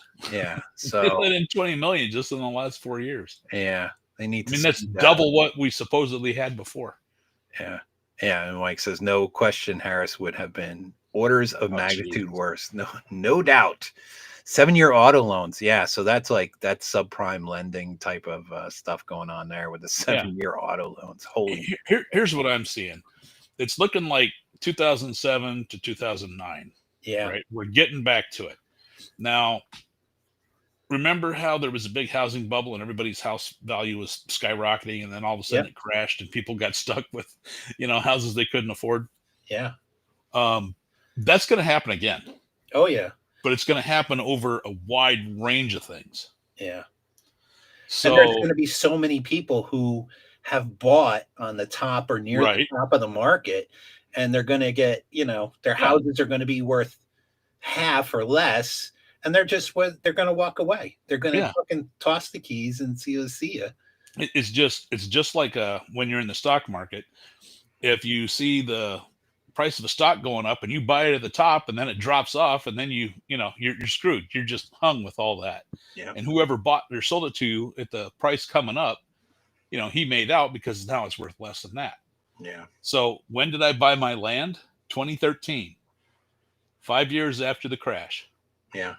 Okay. But I think there's going to be opportunity for sure. Oh yeah. Rusty was talking about keep buying, right? I don't trust cash. That's why all the cash I get from the VA goes into cars and tools and stuff, tangible assets, things that I can actually do something with in case the government money shuts off. Then I can actually have a living, and I can trade and barter and whatnot. Yeah. And so if you have cash, you want to put it into something that's not going to go with the dollar, because the dollar it's on its way out from what I see. So I would put it into something else that's tangible. Like if you buy gold, actually get the fucking gold or the silver. Oh yeah. You gotta have it physically for sure. Yeah. You got to have it physical. Yeah. I know there's ones that you could do, like you're buying, I think they have ones where you buy it like over time, fractional kind of thing. Yeah. Or something. Like Bitcoin. You buy little bits of Bitcoin. Yeah. I mean, which can be good to a degree, because then that's easily tradable. Yeah. And Bitcoin is good as long as the power doesn't go off. Well, if there's no internet. I think Bitcoin has its limits, and it's not but the be all. You need something to protect your wealth that's not cash. Yeah, for sure. A big pile of cash is not going to help you when it's worthless. Yeah, pretty much. We've seen this before in Europe, right before World War II. Well, we've seen it, a bunch of times. Yeah. So let me keep going with this, because we've got a little bit left. If the Fed tried to raise rates right now to cool asset inflation, the cost of servicing the $37 trillion in national debt that we already have would spike, forcing the Treasury to issue even more debt just to make the interest payments. That would mean printing even more money, which would drive the debt and the interest payments higher, creating the need to print even more, and on it goes in a flywheel of death. On the other hand, if the Fed tried to cut rates to alleviate the burden of the interest payments and ensure the government remains solvent, the cheaper credit would now flood the system with more money, and the bubbles would continue to inflate until everyone loses faith in the system. As we have already covered, we're already seeing the first signs of this happening. People are losing faith. Either way right now, no matter what the Fed chooses, it is a self-reinforcing doom loop. Lower rates create bubbles, higher rates create defaults. Either path feeds the same fire. That's the problem of fiscal dominance. So the question now becomes, if it's inevitable that these bubbles are going to burst, when are they actually going to burst? Welcome to part 3. Timing is everything. The government is now borrowing $50 billion every single week. In the past 18 months alone, the US Treasury Department has raised roughly $2.5 trillion in new debt, largely purchased by the flood of excess private cash that had been sitting idle in the money market funds. That pool of easy buyers is now almost entirely drained, but the government's need to issue even more new debt hasn't slowed at all. In fact, it's speeding up. As of today, the Treasury is on pace to issue over $2.9 trillion in new debt this year alone, which is the largest peacetime borrowing binge in American history. But this time, there's no spare $2.5 trillion in private money sitting around to buy it. Real quick, yeah. Ogre MGTOW says, I remember 2020 Kroger bread was 79 cents. Now same bread is $1.79. That's across the board. Shrinkflation is such a fucking thing. So there's two things that I ran into where I had bought it prior to Biden being in office. OSB? No, just, so it was a big ass thing of dishwasher detergent, right? Just, it's like 2-year supply size, right? Yep. And, eventually I ran out of it, and I got it at BJ's, and I go to BJ's and I see it there, but it looked like it was off. Like, I'm like, it doesn't quite look right. But I still had the old bottle. Like, I still had a little bit left. And so I brought the new one home and I put them next to each other, and I'm comparing, and they were like, the new bottle, it was the same price, but it was literally half the size. But not when you look at it from facing forward. If you turn it to the side, It was thinner. it was thinner. If you do this with cereal, all the fucking cereal box now, as kid of the 70s, you know how big a cereal box was, right? Because you used to stare at it, looking at the back of the cereal box, playing the games they used to have on it, right? So you know exactly how big that cereal box is. And if you look at the cereal boxes today, they look the same. But you turn it to the fucking side, it's literally half the fucking size. And that is the fucking shrinkflation. Trump was going to offer 5,000. See, I don't think that's. I think he just throws some shit at the wall. The only way to fix the population problem is to stop punishing men for the actions of women, and stop giving women every goddamn thing that they don't use, so that they stop feeling entitled to the absolute best of everything. Somebody posted on my. Going MGTOW is the perfect solution. Yeah. Somebody put, and sorry if I forgot who it was, if I forget your name, because it was on a post I saw today. Somebody had commented on one of my posts saying that that he saw that they're thinking of putting a tax on single men over 30.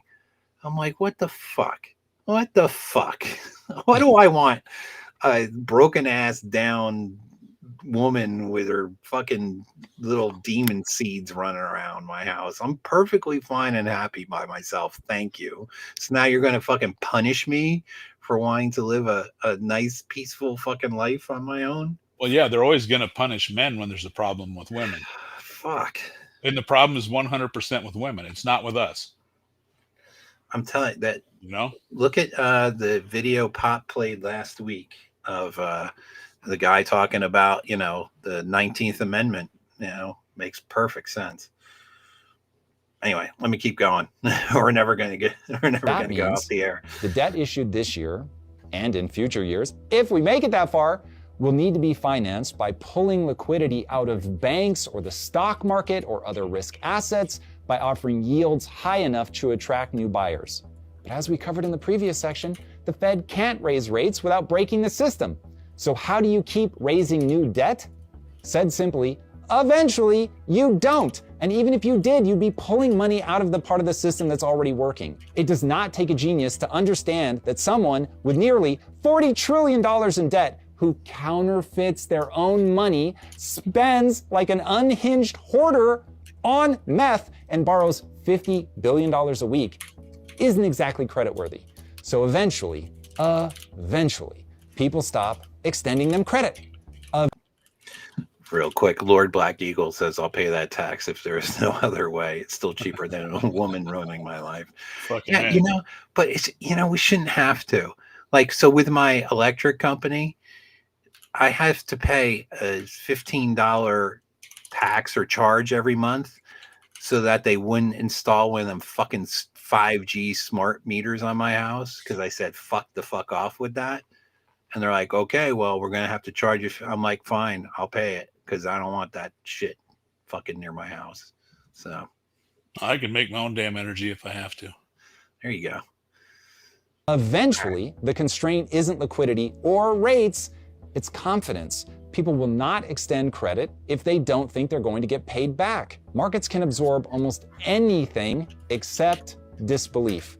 When investors stop believing that the Fed, the Treasury, or the dollar itself can manage this mountain of debt without destroying the currency, that's when the system breaks. And it does not happen gradually. It happens all at once. A sudden loss of faith that freezes the financial world overnight. And I'm gonna, in my next shorter video, I'm gonna play that out, like what to look for, right?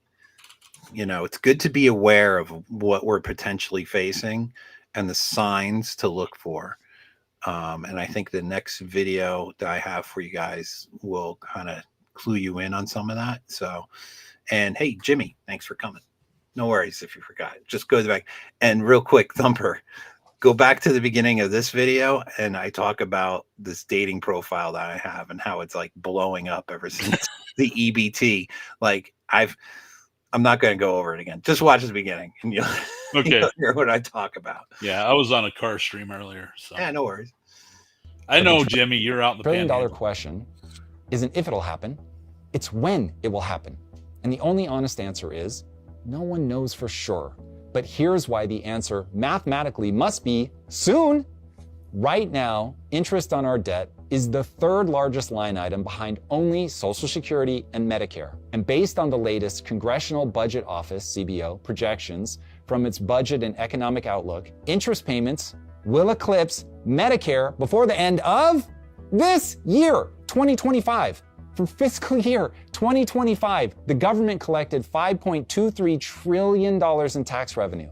That means the interest payments alone already eat roughly 20% of all tax dollars collected. And here's a fun fact. The interest payments in raw dollars are expected to roughly double in the next 10 years. But in reality, I cannot imagine that will actually happen, because who in their right mind would still be buying the debt at that point? And if people stop buying the debt, the government will be forced to default. And that is financial Armageddon. Thumper, yes, I would agree with you. Although I do have a thing called Goldbacks, which I bought during 2020. You can use them. And you can actually physically, like, it's in tradable amounts, right? Yeah. So just something to think about. If you look into Goldback, guys, if Goldbacks, if you guys haven't heard of them. My investment is rusty junk. Yeah. We will return to the show in just a second. But first, hold on. let's talk about the one advantage that beats business idea into reality. So they couldn't leave the value of everything that they owned would plummet as you flooded the market. Wealth is a trapped asset. It is not that easy to turn into actual dollars. But even if you were able to get the fantasy payload, you only buy yourself a couple of years. So instead of calamity happening in, let's say, 6 or 7 years, you become an evil dictatorship that strips your citizens of their freedoms, and you steal all of their shit, and calamity still happens, but in 8 or 9 years. Boy, do I hope that sounds as obviously stupid as it is in reality. Lord Black, communism. Yeah. Lord Black Eagle, I have New Hampshire and Nevada. I don't have Texas. So that leaves growth. It is your only hope. We have to grow our way out of this problem if we want to delay what is currently mathematically inevitable. That's exactly what the Trump administration is attempting to do, all in an effort to lengthen the runway. They've got a 3-part strategy that looks something like this. Part 1, tariffs. Tariffs are essentially just taxes under a different name. They're designed to raise revenue without having to call it taxation. It has raised additional revenue, and the additional revenue is definitely helping, but it comes at a cost that could further weaken the system because tariffs also raise prices, which acts very similar to inflation. This will further pressure the Fed to tighten rates to try and tame true inflation, which is also concurrently driving prices up. Part 2 is deregulation. The administration is trying to cut red tape and remove barriers to innovation, which spurs growth by kickstarting productivity and attracting investment back into U.S. industries. The logic for sure is sound, because if we can make it cheaper to build, innovate, and hire, we can grow GDP faster than we are now and generate more taxable revenue and personal incomes. But the positive effects of deregulation take time, and the compounding effects of debt wait for no one. And it is not enough to grow. You have to grow faster than the debt compounds. And so far, there are no signs, no matter how much deregulation you do, that we're going to be able to pull that off. The third part of their playbook is to create new demand for US debt. Behind the scenes, this is probably the most novel and consequential idea that they've got: the push to back stablecoins with US treasuries. I covered this in detail in this video, so you can learn more about it. But for now, just think of it as using sensible crypto regulation to create international access to dollars through stablecoins. It would be a huge win for people around the world that don't have access to a stable currency in general, and US dollars specifically. And if the regulations forced stablecoins to back one-to-one with US treasuries, it would be great for protecting the public who have to fear Ponzi schemes. And perhaps most importantly, it would incentivize the private sector to hold more US debt. Real quick, Goomba Gary. Yeah. I don't have all my gold in gold backs. I just have a chunk of them, just because it's, I bought them at like 3 something and change, and now they're worth, I haven't checked them, but they're definitely worth more. And it's just fractional gold. So it's not going to lose its value like the dollar is. And that's been, in my opinion, just, I wouldn't invest everything into the gold backs, but just another thing to keep in the safe, in my opinion. Just my opinion. I'm not doing the big pile of money thing, because if the world goes to shit, the government collapses and everything, and the whole world collapses, right? I'll be the guy running Bartertown because I know how to make fuel, food, and energy on the cheap and teach people how to do it. So I will trade them for my crew to go out and set them up with heat for their house since they got no other way to do it. I mean, learning. My plan is skills and knowledge. Absolutely. Anybody who has skill and knows how to do shit is definitely worth your weight in gold. Because if you don't have to pay somebody to fix your shit, or in turn you can fix shit in trade for whatever is going to be worth stuff, is definitely having skills is definitely a good thing to have. Yeah, and when their piece of shit won't run because, you can't get the one part that it needs, I'm the guy that can rip all the electronic shit out and make it run and wire up, basic analog lights and shit. Well, not only that, I mean, I'm sure you know how to do basic plumbing and basic, all the basics of like making shit. I know run. more than the basics about a lot of things. Yeah, exactly. So it's good to know, have a broad basis skill. I mean, built my house, I built my shop, I poured the concrete, I've been doing the insulation, the wiring. It's not going to burn down because it's done right. Yeah. It's not done neat yet, but I'm working on that. Ogre MGTOW, remember FDR confiscated gold in 1933, paid $20.67 an ounce. Yeah, unbelievable. It's a very FDR, man. Oh man. We put communists in charge of shit. I don't want to. That's a conversation for another day. Yeah. very clever strategy, which will help a little, but honestly, unless we balance the budget, it only buys us a little bit of time. It does not actually defuse the bomb. Better than nothing, to be sure, but we still have a bomb that is counting down. But it is the kind of thing that makes the job of predicting when exactly the credit markets will freeze and the US will be forced to default, ushering in the economic apocalypse, that much harder. Now, before I put a final answer to how long this thing is going to take, let me add one more log to this raging inferno of warning signs. Once a government spends more on interest payments than it does on defense, infrastructure, or healthcare, every election becomes a zero-sum fight over a shrinking pie. Each party stops debating how to grow the economy and starts fighting over which side gets what. The nation turns inward and begins attacking itself. The debt becomes the underlying cause of a domestic civil war, first fought through policy, then eventually fought through outright violence. And that's what history has shown over and over and over. As countries cross 130% debt to GDP, they break into outright violence, revolution, or just full-on collapse. And right now, the US is currently at 122%, a number expected to cross 130% within a decade. That's why social unrest and political violence are on the rise in the US.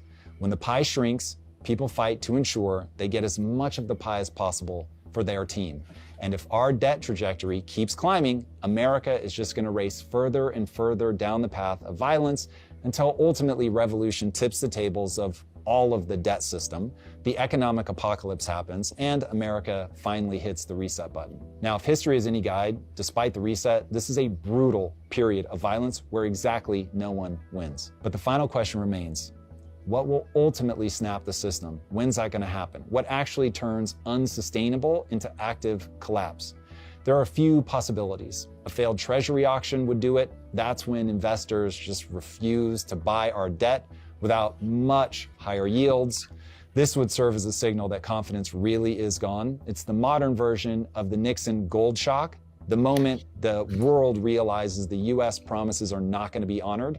In the 70s, though, we still had plenty of tricks up our sleeve for dealing with the crisis. Now we have few to none, other than AI becoming a miracle of productivity that allows us to grow our way out of it. I think AI is being overvalued, in my opinion. Just my opinion. I think that's not gonna. I think it's kind of like setting up like the tech bubble in the late 90s, if anybody remembers that. Yeah. You know, I mean, yes, the internet did become something, but if anybody lived through that time and remembers, I think we're kind of seeing the same thing, the tech bubble / this AI bubble, I think, in my opinion. Well, they keep manipulating things to try to make more money. And every time they manipulate something, they run the price up on shit, cost a whole bunch of people money, like a big Ponzi scheme, and then they yank the money out of it. Mm-hmm. And now they're inflating the dollar to, make their millions worth more. But, all of us have to pay more for stuff because our buying power is less. Yeah. It's just fucked up. It's a tax on all of us. Yeah. Yep. A credit market freeze would also do it when repo markets seize because there's not enough collateral to roll overnight loans and liquidity vanishes in hours. Or inflation could just re-accelerate. If prices spike again and the Fed is forced to tighten into an already weakening economy, that would trigger a cascade of defaults across both public and private debt. The Treasury would then have to choose between honoring its obligations or stabilizing the system. Either path is going to end in what Ray Dalio calls an ugly deleveraging, where debt restructuring on a national scale happens under emergency circumstances and the market just gets slaughtered. If any one of these catalysts hits, the everything bubble doesn't just deflate slowly, it pops and the reset begins. Now, how long do I think this is going to take? Based on the things we just walked through, I'm going to say no more than 10 years. But honestly, the debt flood waters are rising so fast and the system is so structurally unsound. I'm trying to build my arc now. So welcome to part 4, surviving the flood, where we go from here. Every collapse is also a transfer of wealth. Money moves from people with debt to the people who are liquid and can buy the distressed assets. Money flows from... That's what Rusty was talking about earlier, by the way, in the chat. The emotional to the disciplined. So the question isn't whether the system resets or even when it's going to reset. It's whether you're going to be solvent, educated, and ready when it resets. First of all, please do not try to outsmart the market. Accept radical uncertainty. Getting the timing right in the market is next to impossible.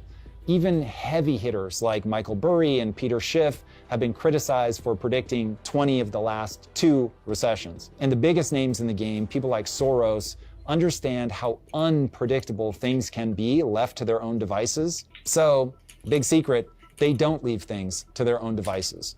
They get involved in international politics, they fund campaigns, NGOs, and foreign governments.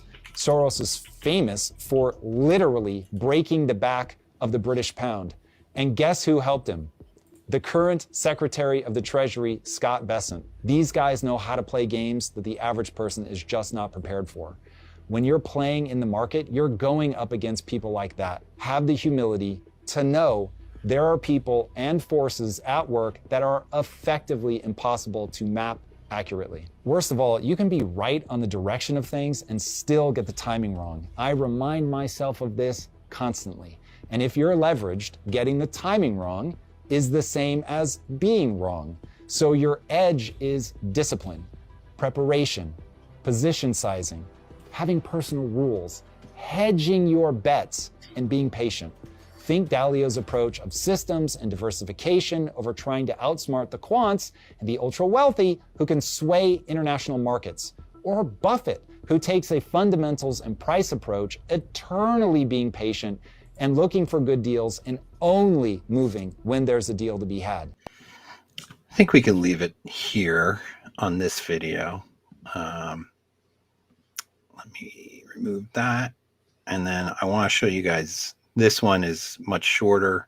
It's only 10 minutes, but it gives you a good idea of what to look for. And we have the Emperor of Canada has joined us. Sir, what's going on, everybody? How's my audio? It's good. Other than you sound like you've got a phallus in your craw. Right. Fuck you, motherfucker. Man, it's been a few years since we talked. Yeah, I scissor. Yeah, you do. Gotta get you all educated and shit. So yeah, we're lesbians now. Yeah. Yeah, we're lesbians now. I wanted to go back to what he said about how all of this kind of leads to a fucking very obvious end because, again, this has happened before. Mm-hmm. It will happen again, and no one's going to fucking learn, right? Yeah. The confiscation of everybody's shit and going into a full dictatorship. Where the fuck do you think Canada is right now? Oh, yeah, you guys are on the cusp. Yeah, well, we're in it. We're in it, buddy. This is the fucking day. We got land being confiscated in the name of native tribes. Wink, wink. That's right? Bullshit. So far, that's only one spot, but that's the precedent. Right, but now Kamloops is up for grabs. That's the next one. They aren't going to stop at one. They don't know how to stop. No. They've confiscated most of our weapons, and they're coming for the rest. Right? Yep. We are taxed to the point now where literally it is not worth your time to go work anymore on the books, right? We're at like 74 roughly percent when it's all said and done, not just your fucking, standard federal tax of 50%. It's more 74 to like 78, right? Yep. That's where we are. That is where we are, not where we're going, where we are. And digital ID was fucking put on the fucking books today. It's gonna start with the welfare system. Wow. So they're rolling in like the China social credit. Is that? Oh, absolutely. And no matter how many people you told fucking, hey, stop voting liberal because that's where we're going. And again, here it really doesn't matter, right? I've stated that before. It doesn't matter who you vote for here. They're all towing the same company line. There's them and there's us. Yeah. It's just a matter of whose label and whose face is like front and center, right? Whoever gets the bigger cut of the embezzlement. That's all you're voting for. That's it. So the conservatives ain't gonna do a goddamn thing to stop them, right? They could win tomorrow. That's and how the Soviet Union still march forward. Yeah, everything will still march forward. That's how the Soviet Union worked. Everybody worked and made the people in the government rich. Yeah. Yes. That's what we do here in Canada. Yeah. Yes. And no matter what, they will always have someone else for you to fight. That's what the illegals or the immigrants coming in is all about. You're not being replaced. Your enemy is being put in amongst you. That's why they won't even deport them when they commit fucking heinous fucking crimes. Yeah, they want to have natives that live there use violence against the people that they've brought in so that they can justify disarming them and then do a big crackdown on the people that grew up there. Well, and again, there's nothing in place to stop the invaders that they brought in from fucking doing any kind of harm. Like I said, they don't even go to jail anymore. You know what I mean? And that's another Soviet thing. Yeah, clearly it's a new 2, 3, 4 tier system, whatever you're in now, right? It's a Soviet system. We got to get, we have to live kind of amongst them because they've fucking literally peppered the place with them, right? They've got their own gangs already.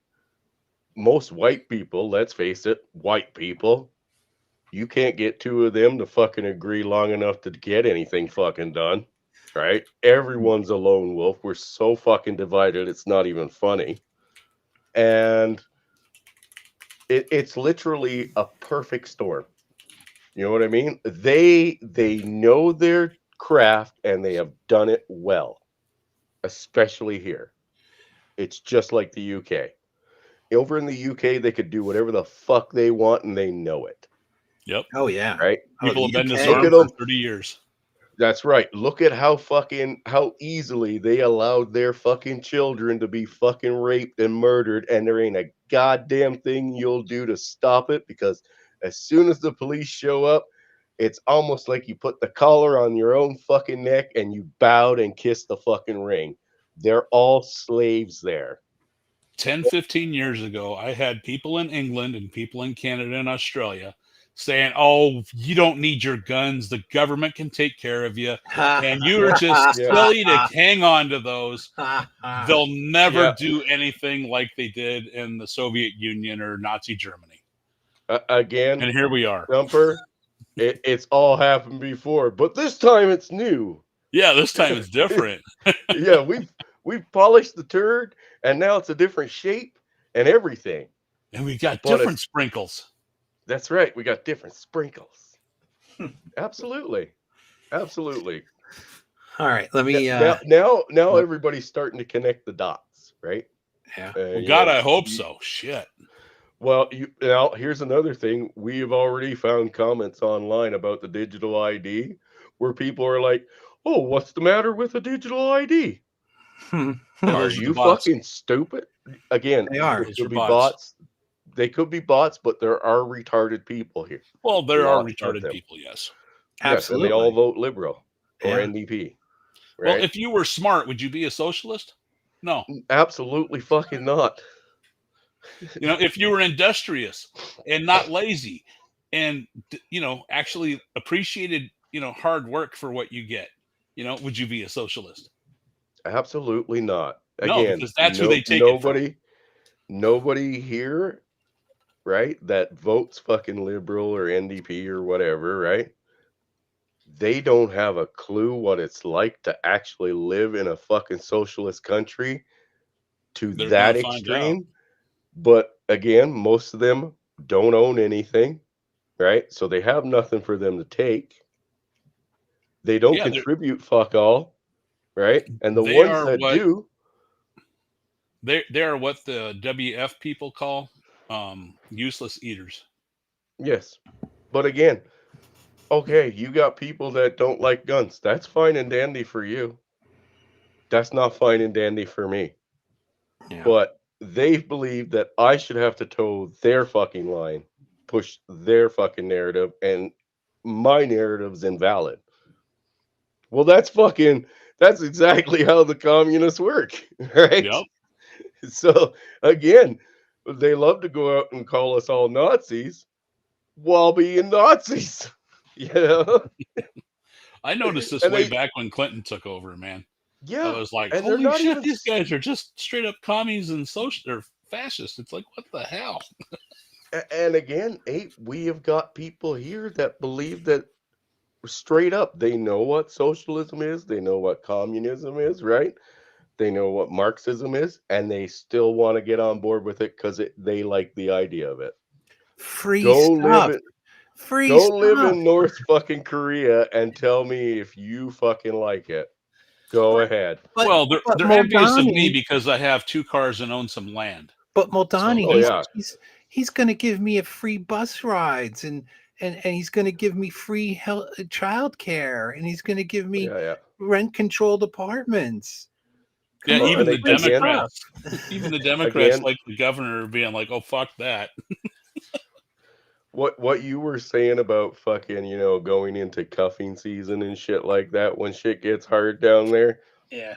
Okay, Canada will not go through that because Canada is literally the birthing ground of the idea of the single mother that is paid for by the taxpayer. Hmm. Okay? We are like ground zero. Yeah. Everyone else just adopted it. They might have taken it further faster, but they've all adopted it from here. I don't give a fuck what anybody says. This is where it started. Push the dad Here, out, keep him from getting Yeah. keep him from raising the kids, and Yeah, reward the mother.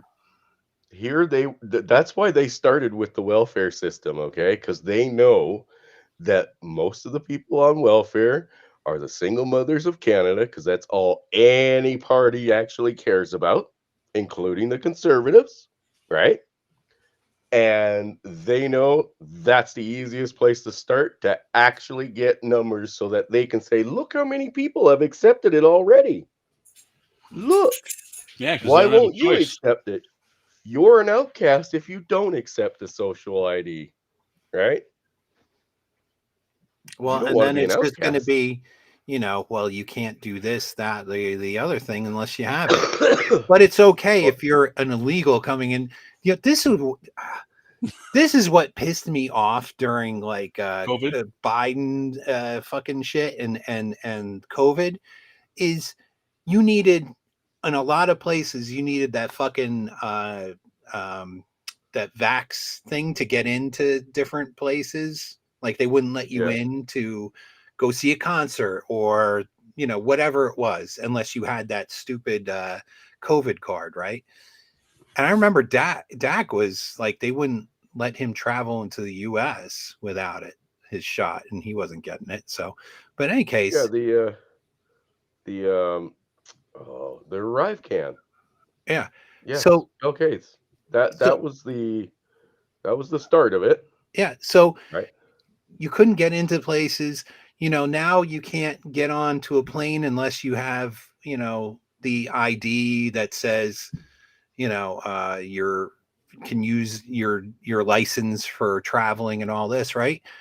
But fucking people walk into, or at least they did during Biden, with no ID. They were throwing their fucking papers on the ground and walking in here, and the Biden administration was flying them all the fuck around the country. Like, what the fuck? Why do I need all this shit? It was all bullshit. And all these illegals don't need jack all, and they get fucking phones and free fucking hotel rooms and fucking cards with money on it. Dude, they were getting twice the money disabled vets get. Okay, but here's the thing. What did your politicians say when you asked them, if they can do this, why can't I go without getting it? We need to help them. You're fucking racist. You're a bigot. Never an actual fucking answer, because again, the whole fucking ordeal was a scam. Yeah. COVID was a fucking scam, and they just needed to see how many people would buy it. And clearly over 40% of all of our populations were all on board. These are people that didn't need to be threatened by anything. Oh, no. Right? They gladly accepted. Give me the jab. Give me the booster. Give me this. Yeah. There's still people right now going and lining up for boosters. There's still people out there driving around with masks on in their fucking car by themselves. There's people I see them in all the the stores. I see them all the time as well. There's the true believer. That's the one you need to take out first, because they are the greatest threat to me and you. They're the true believers. They're the sheep and the followers. Well, they're the leaders of sheep. They're the leaders of NPCs. Sheep. Yes. Well, the ones wearing their mask in their car are NPCs. So I'll just address two comments. G-Ski brings up about like how in Virginia, because they're mad at Trump, they let a communist win. And Gooma Gary says they like the idea, but they've never lived under it in regards to socialism. So I had mentioned that teacher before that I had dated before and a little bit during, but we broke up because I wouldn't take the jab. But her friend, like they were all teachers, right? So you go out with her and her friends, and they be talking teacher, feminist bullshit. And Bernie was, if you remember, running for president at the time. And this one teacher was going on about Bernie and how great Bernie. I'm like, he's a fucking communist. Like, he wants to, like, I was trying to, enlighten her. I figure she's a teacher. She would fucking know about communism. Some of the dumbest. And like, she was trying to sell me on it that, well, wouldn't the world be a nicer place if we could just all get along, and everybody would be equal? And like, this is like their thinking. They think like it's a fairy tale almost. And I kept saying to her, I'm like, that's unrealistic. That's not how the world works. But she couldn't get it. Billy, that communist bullshit has worked nowhere, never. No, but like it has been done right every fucking time. The whole point is what it does every fucking time. Yeah, absolutely. How many fucking bodies that comes with stacked? Yeah, how many dead do you fucking need before you realize communism or Marxism? This is a pipe dream that has never fucking worked. It doesn't even work on paper. They just pushed the lie through and said, "Oh yeah, it works." But if you want to take millions of people and turn them into biomass, if you want to make all the people live in, complete fear and have total control over their lives while you use them as livestock for your own profit, it works flawlessly. Yeah, it's worked flawlessly every time. It just never works out for millions of people. It just doesn't do what they say it'll do. No, it does quite the opposite. It makes their lives great, and it makes your life and everyone around you fucking miserable. Every accusation is an admission, because what do they say about capitalists and people that aren't communists? That all they want to do is collect all the money for themselves, and then everybody else has to work for them in poverty. And that's exactly what they do. You're a slave. You're a slave in everything but name alone. Yeah. Everything. Hey, look at that ostrich thing that happened up here the other day. They finally murdered all the fucking perfectly healthy ostriches at that farm here in BC. That was just them dominating their power. Yeah. Right. This requires, again, they started killing them long before they found a judge to actually fucking sign off on it. Right. They were there holding those people fucking hostage, right? Holding their livestock hostage for months. They were just asserting themselves, and it's like, you're gonna fucking obey or we're gonna fucking destroy you. Now, it was ostriches today, it could be cattle tomorrow, could be chickens the next week. They like to kill a lot of chickens, but they don't go for a lot of cattle because they're really expensive, right? Clinton tried that with Ruby Ridge. Yeah, they're moving up, right? They are just there to basically assert their dominance. And that fucking group, the Health and Safety Inspection Group, they have been corrupt for fucking decades. Decades, dude. This is nothing new to anybody that's got a fucking clue. Nothing new, right? The fact that it took this incident with the fucking ostriches to get them on everybody's fucking radar, to show everybody what they are actually like. Hey, if you thought you just found out these were bad people, go ahead and dig into their past. Yeah. You'll find fucking thousands of records of the exact same shit, if not worse. Thousands. All right, I'm gonna go put this video up. These are the signs of the collapse. So I think I'll shut Six up. phases, denial, credibility break. All right, so this is things to look for as we go into the collapse. You know, signs to say, okay, we're there. Dude, why do you think I live where I live and do what I do? Yeah, I've been seeing it for decades. Canada does suck, but Alberta's no freer than the rest, bro. I'm in Calgary, and this might as well be fucking India 2.0. So you ain't no better off in Alberta, trust me. Break, cascade, fragmentation, free fall, reset. Every empire that collapses goes six phases, denial, credibility break, cascade, fragmentation, free fall, reset. Every empire that collapses goes through them, and the United States is entering phase 2 right now. Let me show you where we are. Phase 1, denial, is over. We've been in denial for 20 years. The 2008 financial crisis, the Iraq and Afghanistan wars, COVID money printing, massive debt, political dysfunction. But the government, the media, the elites kept saying it was fine. We're still the strongest economy, the strongest military, the dollar is safe. Trust the system. That denial is ending. Too many people see the cracks now. Phase 2, the credibility break, is beginning. Any point you want me to stop, by the way, just say stop and I'll stop. The withdrawal from Afghanistan in August 2021 was a credibility break for 20 years. $2 trillion, the most advanced military on earth. And we lost. The Taliban took over in 11 days. Our Afghan allies were abandoned. Okay.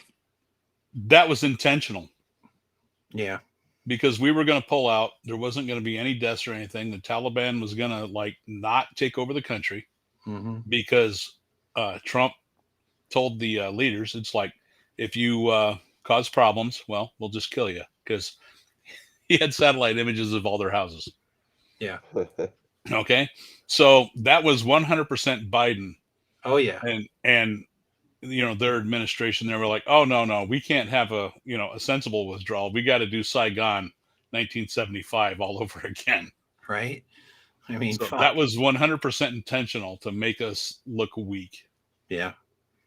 And the scenes at Kabul airport were chaos. Afghans falling from planes. 13 U.S. service members killed. The withdrawal was a disaster, and the world watched. China watched, Russia watched, Iran watched. And they saw weakness. That's a credibility break. The moment when reputation dies and reality is exposed. But that's not the only credibility break happening. The dollar is losing reserve currency status. In 2000, 73% of global reserves were in dollars. Today, it's 58% and falling. The BRICS nations, Brazil, Russia, India, China, South Africa, are building alternative payment systems. China and Russia trade in yuan and rubles, not dollars. Saudi Arabia is accepting yuan for oil. That's a credibility break for the currency. The United States is missing military recruitment targets by 25%. Standards are being lowered. Readiness is declining. The Navy has 290 ships. China has over 350. The Air Force has the oldest fleet in its. They're meeting the recruitment now because nobody wanted to join a LBGT military. Exactly. With good reason. Hegseth is bringing back all the standards. And yeah, they have more ships, but we have vastly more tonnage. They have no super carriers. They have a whole bunch of little, essentially skiffs, right? Little tiny ships. And we have massive armadas of just death on the water. Yeah. I mean, our military could take on the entire world and not even like break a sweat. We are that much ahead of everybody else. Yeah, but I have no doubts about that. Again, you could probably fight off one country at your worst of times, but can you fight off multiple countries involved, aligned together, fucking attacking you from both sides? Because if you think Canada is your fucking ally, you are fucking sadly mistaken, my friend. We can handle Canada in about a week. Well, I'm not saying you could. Here's the problem. We pretend again, it's not the people that are your enemy, it's the government. Our government is your enemy, but they're our enemy too. And right? Ottawa is pretty close to the US. You're right. And again, we got some payback for 1812. If you guys were smart, I told Indy this when Trump first got elected about Canada. If you guys were smart, you would shut down all fucking trade with us, close the fucking border off, and have a kill on fucking sight order along that fucking border. Do not let us get involved anyway at all. Don't fucking try to help us. We're on a free fall, right? The collapse will happen, but that doesn't mean they can't cause a lot of fucking problems for you beforehand, right? Yeah, and they're already letting Chinese troops into Canada to do training. Dude, we're sending our fucking officers over there to train them. They have been coming here for decades. We've all kind of had that, like, what do you call it? Coalition, I guess, of trading, squads and stuff like that, having them come visit us. We going and visiting you. Scotland comes over, China comes over. We've had that for a long time. Cross training, whatever you want to call it. But the government that is in power right now is your fucking enemy. Yeah. Okay. That's why even the conservatives, right? We don't have a conservative right-wing party in Canada. We don't. No. Like Doug Ford ran as a conservative. He's over there fucking towing the line for the liberals. We had a conservative here that was winning the election, and right before he won, he basically started pumping out Justin Trudeau's fucking propaganda, showing his true face, and he lost. Right? O'Toole. O'Toole. Wasn't there another? Yeah, Poilievre. No. Wasn't there another guy? There was the guy, he was eating the apple, and I remember playing the video. That's Pierre Poilievre. Poilievre, yeah. Right. Poilievre's still trying to fucking get in, but it wasn't him that was winning. For the guy that was winning was from here in BC, and his last name was O'Toole.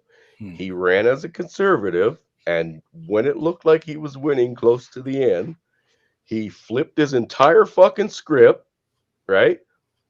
Completely, basically became a full-on fucking liberal, but he did it too soon, and he lost all of his fucking votes. All of Europe is the same way. You have to get to Poland and Hungary before you get to countries that aren't the new Soviet. Well, I don't know about. And Poland is pissed off. Most likely. Yeah. You know what? Poland would be a great ally for anybody right now. So they've been buying our shit as fast as we can make it. Yeah, you don't want to let them go to the fucking basically the Marxists, right? No, they know better. They were stuck under communism for 80 years, or almost 80 years. It was like and again 50 years, something like that. Thumper, the way it works here, man, it doesn't matter. Fucking Pierre could get in tomorrow. Right? Yeah. Tomorrow. And here's what the conservatives will do. Absolutely fucking nothing at best. Because they're in on it. You don't Well, have again, a they're in on right-wing it. party. No, and our conservatives have done this since as long as I've been alive. What happens is liberals get in and win, they fuck everything up, right? Bankrupt fucking shit, make it worse. Conservatives win the next time, nothing happens. Liberals win because conservatives did nothing. Yeah, that's what they've been saying about the Republicans and the Democrats here. It's Republicans have just been Democrats with the brakes on. Yeah, that's all it is. It's a fucking it's a plug in that fucking hole in your ship, but your ship's still fucking sinking. The problem with government is the wrong people that you do not want to hold office are fighting to get in office. The people that you would want in office don't want the job. Well, because they know they'll be fucking assassinated now. Well, even if you don't have that in it, they're just not the kind of people that want to like get personal power and prestige and wealth from the from government service. Look at how they're all making just millions of dollars by sitting in Congress for a few years. Right. AOC is now worth what? Oh, it's over 10 million. You know, It was like Unbelievable. 16 million, how but the that's hell a long does time she ago. make money when she's got no brains and isn't really doing anything? Again, there you go. Hey, look at Trudeau, right? Yeah. Every time he's we Castro's sent out, kid. every time we sent money to foreign aid, his fucking net worth went up. How the fuck we have sent more money alone, right? Well, Ukraine was just a big cash laundering scheme to take tax dollars. That's all and it turn them back was. to politicians. That's all it was, because they have literally been funded enough in US dollars or Canadian dollars or fucking, United Kingdom dollars, right? They have been funded enough that you could have literally bought dirt, built a new landmass, and started a new fucking country. All of it on what they've gotten for one fucking war. Yep. A war that they're still not winning, by the way. Sorry to say. Well, but they Russia's haven't not winning won. it either. It's just like all that No. is like a way to get rid of our old munitions that are past their best by date and grind up, white males that Grind live up in men. Europe. Yeah. Again, the Ukrainians ain't going to win it. No, They can't win it. No matter how much money you fucking embezzle through there, even if 10% only makes it, you're still not winning it. Yeah. Right? And again, like I said, we've literally put enough money into Ukraine that we could have built a new fucking country literally by buying dirt from all other countries. Hey, I want to buy that hill of dirt. I'm going to go dump it in the ocean until I build a fucking island. We could have done that. Right? You With could the have amount of raised a money couple of that- mountains and built a foundation. Yes. Yeah. Yes. Or that. Done both. Fuck, we could do both. Take it from the mountain, put it in the ocean, build an island. Japan does it. Why not? All right, Oh, let me excuse me. keep going with this Yep, video. yep. History. Yes. Go Equipment for it. is aging. Modernization is behind schedule. That's a credibility break for the military. Trust in American institutions is at all-time lows. Congress has a 20% approval rating. The Supreme Court is seen as partisan. The media is distrusted. Elections are contested. That's a credibility break for governance. We're at the beginning of Phase 2. And if history is a guide, Phase 3, the cascade, comes next. And it comes fast. Let me show you what the cascade will look like for the United States. Because once it starts, it accelerates exponentially. And by the time people realize it's happening, it's too late to stop. The cascade starts with a trigger event. It could be a currency crisis, a major military defeat, a debt default, a political crisis. Whatever the trigger, it exposes the system's fragility. And once exposed, confidence collapses. Here's one scenario. China moves on Taiwan. The US has committed to defending Taiwan. Our entire strategic position in Asia depends on it, but war game simulations show we lose. Not because China's military is better, because we can't get enough forces there fast enough. Because China can sink our carriers with hypersonic missiles we can't defend against. Because our supply lines are too long and too vulnerable. If China invades Taiwan and the US fails to stop it, that's a credibility break that triggers the cascade.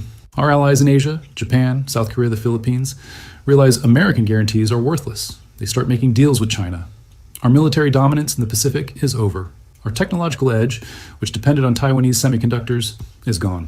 The dollar, which was backed by American military power, loses reserve currency status rapidly. Foreign holders dump dollars, the currency falls, inflation explodes. Or here's another scenario, a debt crisis. The US owes $36 trillion. We're paying $1 trillion a year in interest. That's more than we spend on defense, and the debt keeps growing. At some point, bond markets lose confidence. They demand higher interest rates to lend to the US. Interest rates spike. The government has to choose: default on the debt, print money to pay the debt and cause hyperinflation, or cut spending so drastically it causes economic collapse. All three options are catastrophic. If the US defaults, the dollar loses reserve currency status immediately. If we print money, hyperinflation destroys savings and purchasing power. If we cut spending, the economy collapses and unemployment explodes.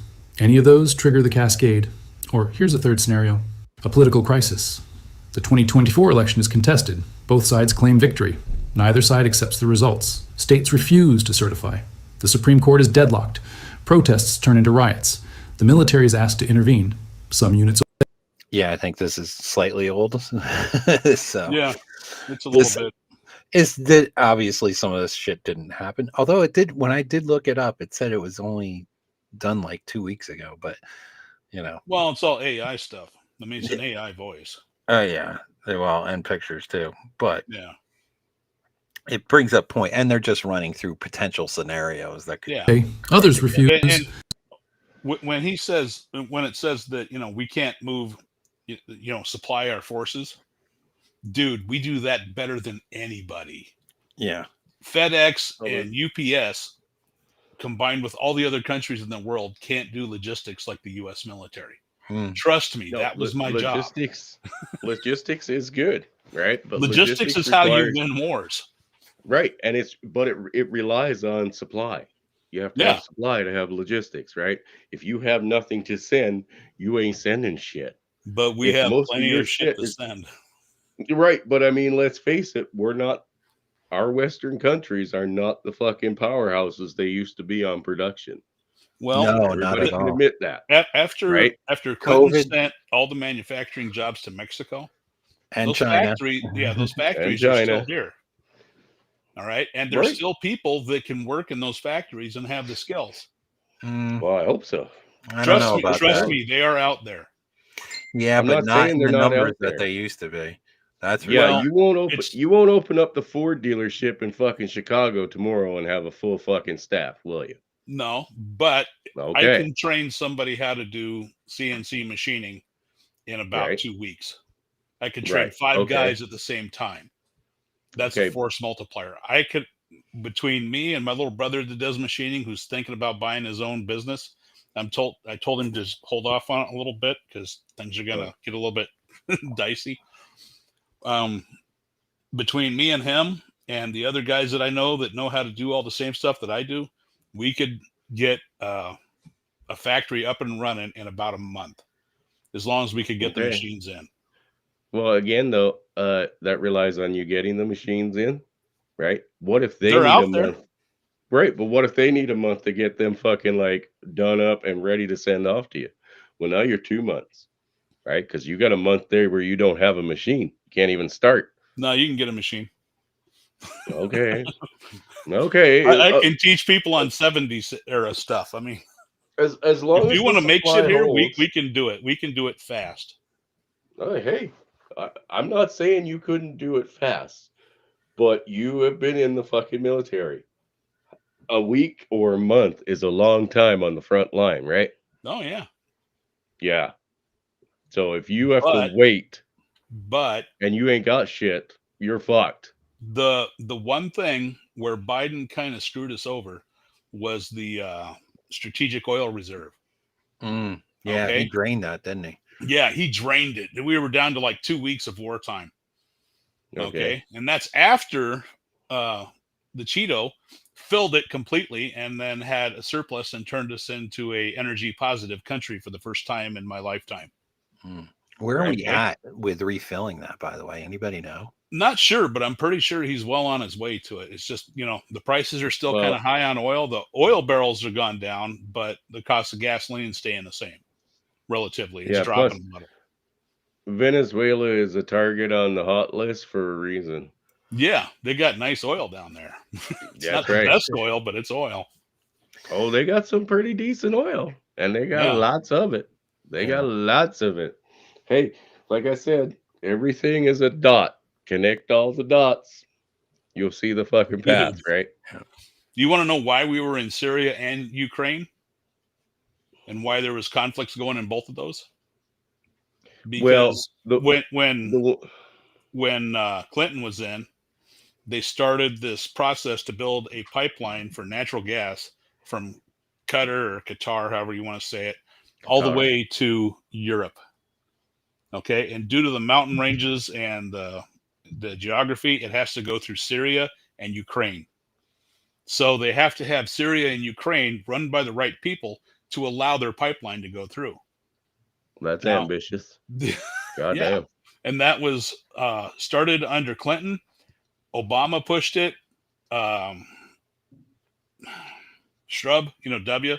He kind of was in on it a little bit, but not as big as the Democrats. The Democrats were all looking to make, billions themselves off of this thing. Right. So they were all about it. And then that's why they started doing the money laundering through Ukraine, because they were being stymied in Syria because they couldn't, topple the government there like they did all across the Arab world under Obama's term. So they started just laundering money to enrich themselves. And they figured, well, if we get the pipeline built, then hell, we can make money off of that too. And as long as you drive the right people, right? And you put the right people in the right positions, it'll happen. You know what I mean? And now they've got Syria because, the Russian-backed guy that was running Syria, he's out. Really? So, and that's also part of why Russia was looking to take over part of Ukraine. Russia just wants to hold on to what they got now. If they could take the whole thing easily, they would. But what they have right now, they're cool. They're like, whatever. They're just doing attrition now, just wearing them down. All right, I'm going to keep going with this. Yep. The government fractures. And when the government can't maintain order, the cascade begins. Regions start ignoring federal authority. States make their own trade deals. The dollar becomes worthless because nobody trusts the government backing it. The empire fragments in real time. I'm not predicting which scenario happens. I'm showing you that there are multiple paths to the cascade. And once it starts, it follows the same pattern every empire has followed. Allies abandon us. Enemies act without fear. The currency collapses. Social order breaks down. And the empire fragments. How fast does it happen? Rome's cascade took 66 years. France's took 4 weeks. The Soviet Union's took 900 days. For the United States, it will be faster than the Soviet Union. Because information moves instantly now. Because global markets are interconnected. Because once confidence breaks, there's no time to adjust. I'd estimate the cascade takes 18 to 36 months from trigger event to fragmentation. That's how long you have from the moment it starts to the moment the United States, as we know it, ceases to exist. Let me show you what that looks like on the ground. What you'll experience if you're living through the American collapse. First, the currency crisis. The dollar loses value rapidly. Inflation that was 5% becomes 20%, then 50%. Then triple digits. Your savings lose half their value in a year. Prices double every few months. Gas goes from $4 a gallon to $20. Groceries that cost $100 cost $500. Your paycheck, if you still have a job, can't keep up. You're getting poorer every month, and there's nothing you can do about it. Foreign goods become unaffordable. Electronics, medicine, anything imported becomes luxury items. Supply chains break down. Stores run out of inventory. Shortages become common. You can't find basic goods, not because they don't exist, because the logistics system has collapsed. Second, social order breaks down. The government can't pay police. Crime explodes. Theft, robbery, carjackings, home invasions. You're not safe in your own home. Private security becomes common for the wealthy. Everyone else is on their own. Protests and riots become frequent. People are angry, scared, and desperate. Cities become dangerous. Some people flee to rural areas. Where we are right Others now. fortify their homes. Yeah. That's where you're at in Canada right now. Yeah, absolutely. I mean, it was just 2 days ago. A woman fucking had 4 guys break into her fucking house, put a gun to her fucking head, hold her and her daughter hostage while they fucking rammed through the place. Not a fucking Yeah, she was kind of suspect cute. picked up. Not a suspect picked up yet. The problem is the cities, okay? Because the people that vote for That all was this suburbia. shit are dependents living in cities. Yeah, but that was a suburbia area. Right. But hold on. I'm getting to a bigger point here. The cities are where all the people that are envious of everyone with everything live. So they're always voting for free shit. They're the lazy people. I call them dependents because if you live in a city, everything has to be brought to you. You know, you have to have the trucks and the trains bringing your food, your water, your fuel, Absolutely. your parts, your clothing. Everything has to come to you in a city. You can't produce a damn thing in the city. You don't have enough real estate to grow food. Right. You don't have enough real estate to produce fuel or energy or anything else. Cities will run out of food in like 3 days. 3 days. Well, not only that, but our cities now are filled with people from countries where they don't give a fuck at all. Yeah. It doesn't matter how much you give them. They like going out and stealing other people's shit. They like murdering people. They like raping people. Now, That's what they like to do. Here's the cool thing. All right. Look at Michigan or California, New York, or Illinois. All right. The cities are the blue area. Everything else is red. Yeah. Okay. So the cities are surrounded, but they think that they control everything because, well, we got more people. Well, you got more disarmed people that are dependent on the system. Well, the rural people, like where I live, you got to have at least a month's worth of food sitting around the house just in case you get snowed in and the power goes out. I mean, everybody has gas stoves and shit so that you can cook, and we all have a wood fireplace that we can keep the house warm with firewood. Yeah, absolutely. But they're trying to outlaw that shit everywhere too. Yeah, because they're trying to make you dependent. Hey, the city people have been running shit for the country people. They fucking put the fucking market caps on. They fucking vote for what gets banned and you can't use anymore. That's been going on for fucking everybody. Everybody's been asking, why the fuck do you control this for us? Yeah, when you're dependent on us and our production. It's like the Upper Peninsula where I live. It's 10 hours from Detroit. It's controlled by Lansing, which is like almost 12 hours away. They have nothing to do with us up here. We pay taxes. We get a little bit back. It's it's just like a big drain on us. Where's Broken Pine from? I think he's in Alberta. I'm pretty sure he's Alberta. Okay. He's in oil. Well, all the YouTubers I know from Canada have been working on emigrating to the U.S. See, that's not far enough, brother. That's not far enough. You gotta go to like the North Pole. Well, go the other way. If you could convince whoever is running Texas to basically give us like blanket immigration, I'm pretty sure we can empty fucking most of Alberta right fucking now. We will happily sign up for that shit, and a good portion of BC will fucking absolutely sign up. You just you can't put me in jail, right? You got to let me be able to fucking work there, and we're happy to fucking come vote red every fucking time. Every fucking time. Yeah, Alberta is like Canada's Texas. Yeah, because we live under. But again, Alberta, and where I am right now, I'm in Calgary, okay? Calgary is as liberal as it fucking comes. Yeah, it's the little blue island in a sea of red. You're goddamn right it is. Okay, so what happens when that little blue island gets cocky? All right, let's say the system collapses, right?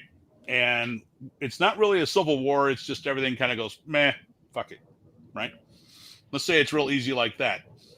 But the logistics break down, all right? People in the cities, they're kind of screwed. Oh, they'll eat each other here. Right? They'll eat each other. Victoria is no different. They'll fucking eat each other. We can just, you drop a couple of overpasses, you cut the train tracks, and all they have is maybe a port like Detroit and Chicago, and LA. No. LA would be a lot better off, but they ain't going to move anything inward. But let me say this though. This is landlocked, buddy. Let me say this though, and I saw it during COVID. So I'm about almost an hour away from a major city.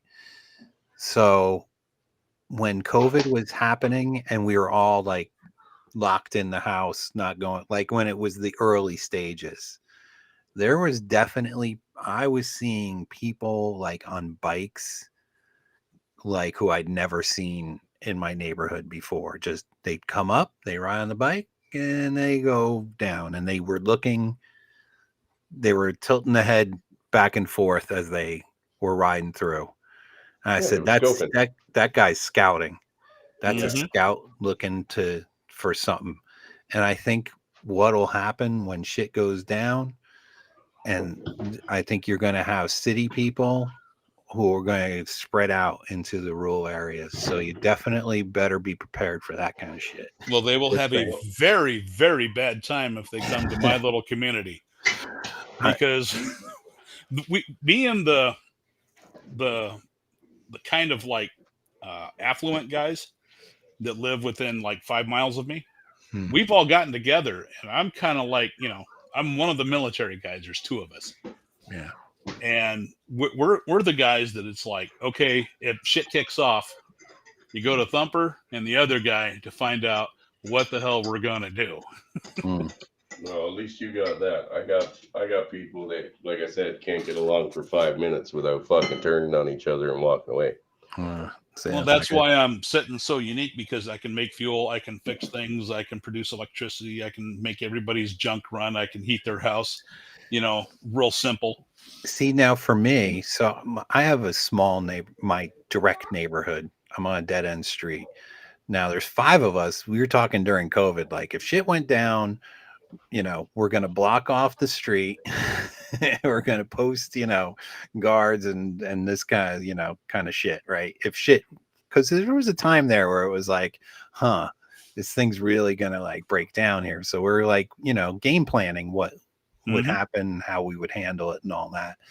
But since then, we've had people leave the neighborhood, and other people, like I got a house now on my street that was sold, and now it's being rented, and the renters are illegals from Mexico, and I never talked to them, and I don't even think they speak good English. So they're not part of the group. And I look at them, I'm like, what if shit goes down, right? They're probably going to like start coming over, bothering the rest of us. You have one or 2 choices. Yeah. You can either, handle the situation the old fashioned way, or you can try to get them to see your way of doing things and offer something to them, which is like, you're not going to be exterminated.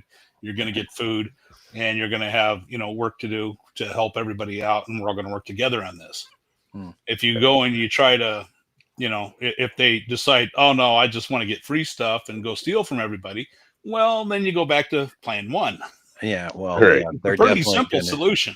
They're going to definitely be met with not a pleasant hand. But my point being is that things have changed a bit. And, when there was this saying that was going around a couple years ago, and ever since, was the browning of your town, that, they've moved large swaths of illegals and people who didn't grow up in your area into your area. And, well, if they drop them off up here, they leave. Is that right? Yeah, because the winters are just too much for them. Yeah.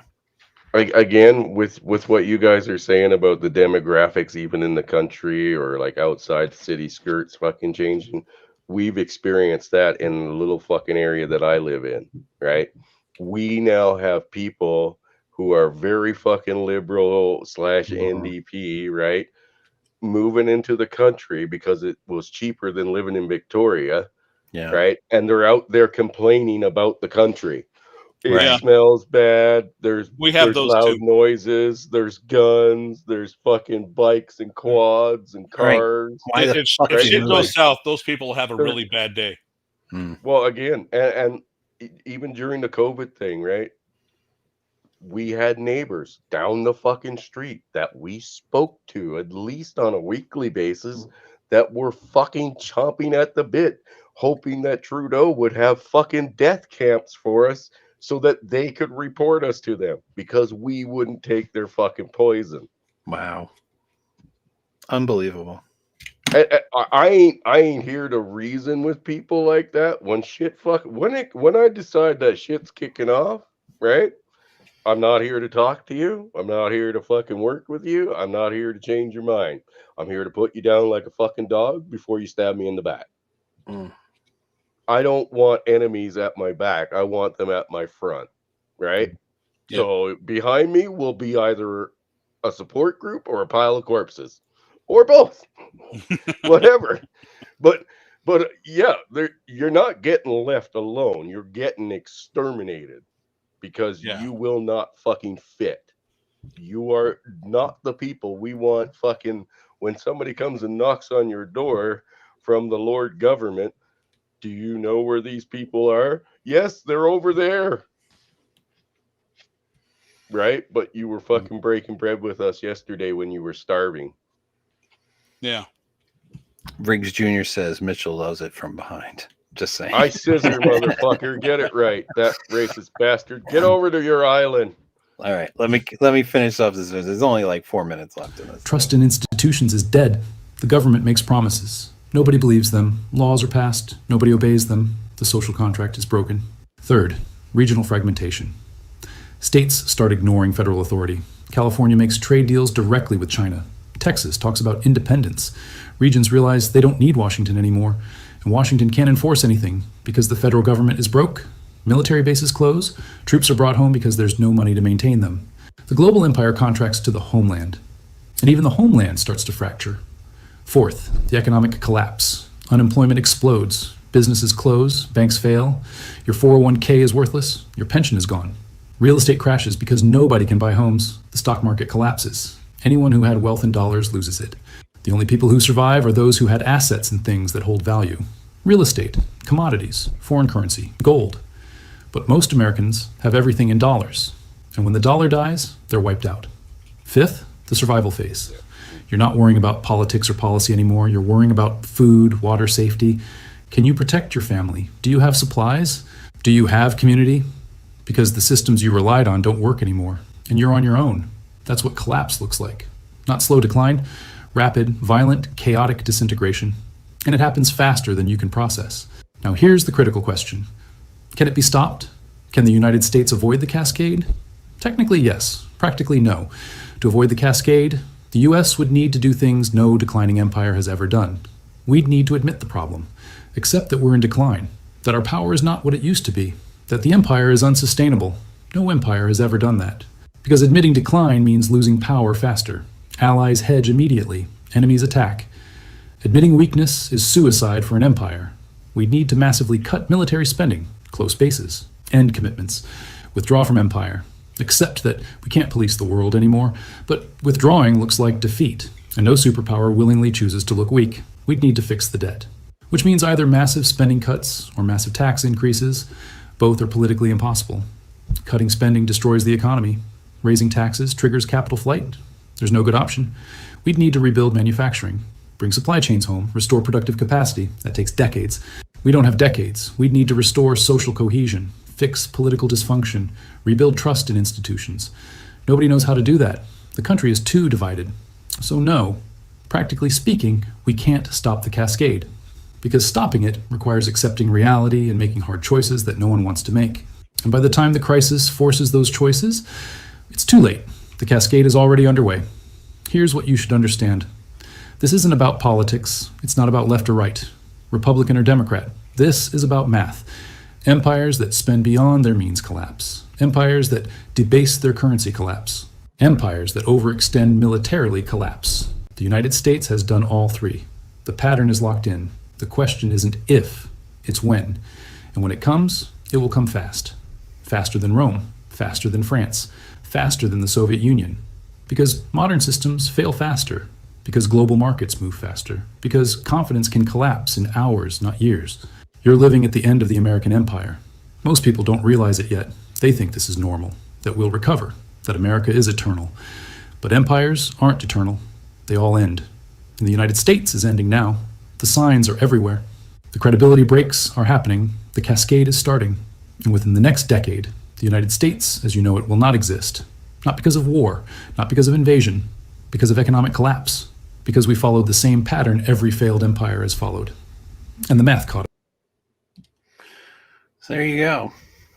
Well, and that's kind of where we are. I mean, Canada's currency, its buying power, they admitted the other day, is at a 48% cut compared to what it was 5 years ago.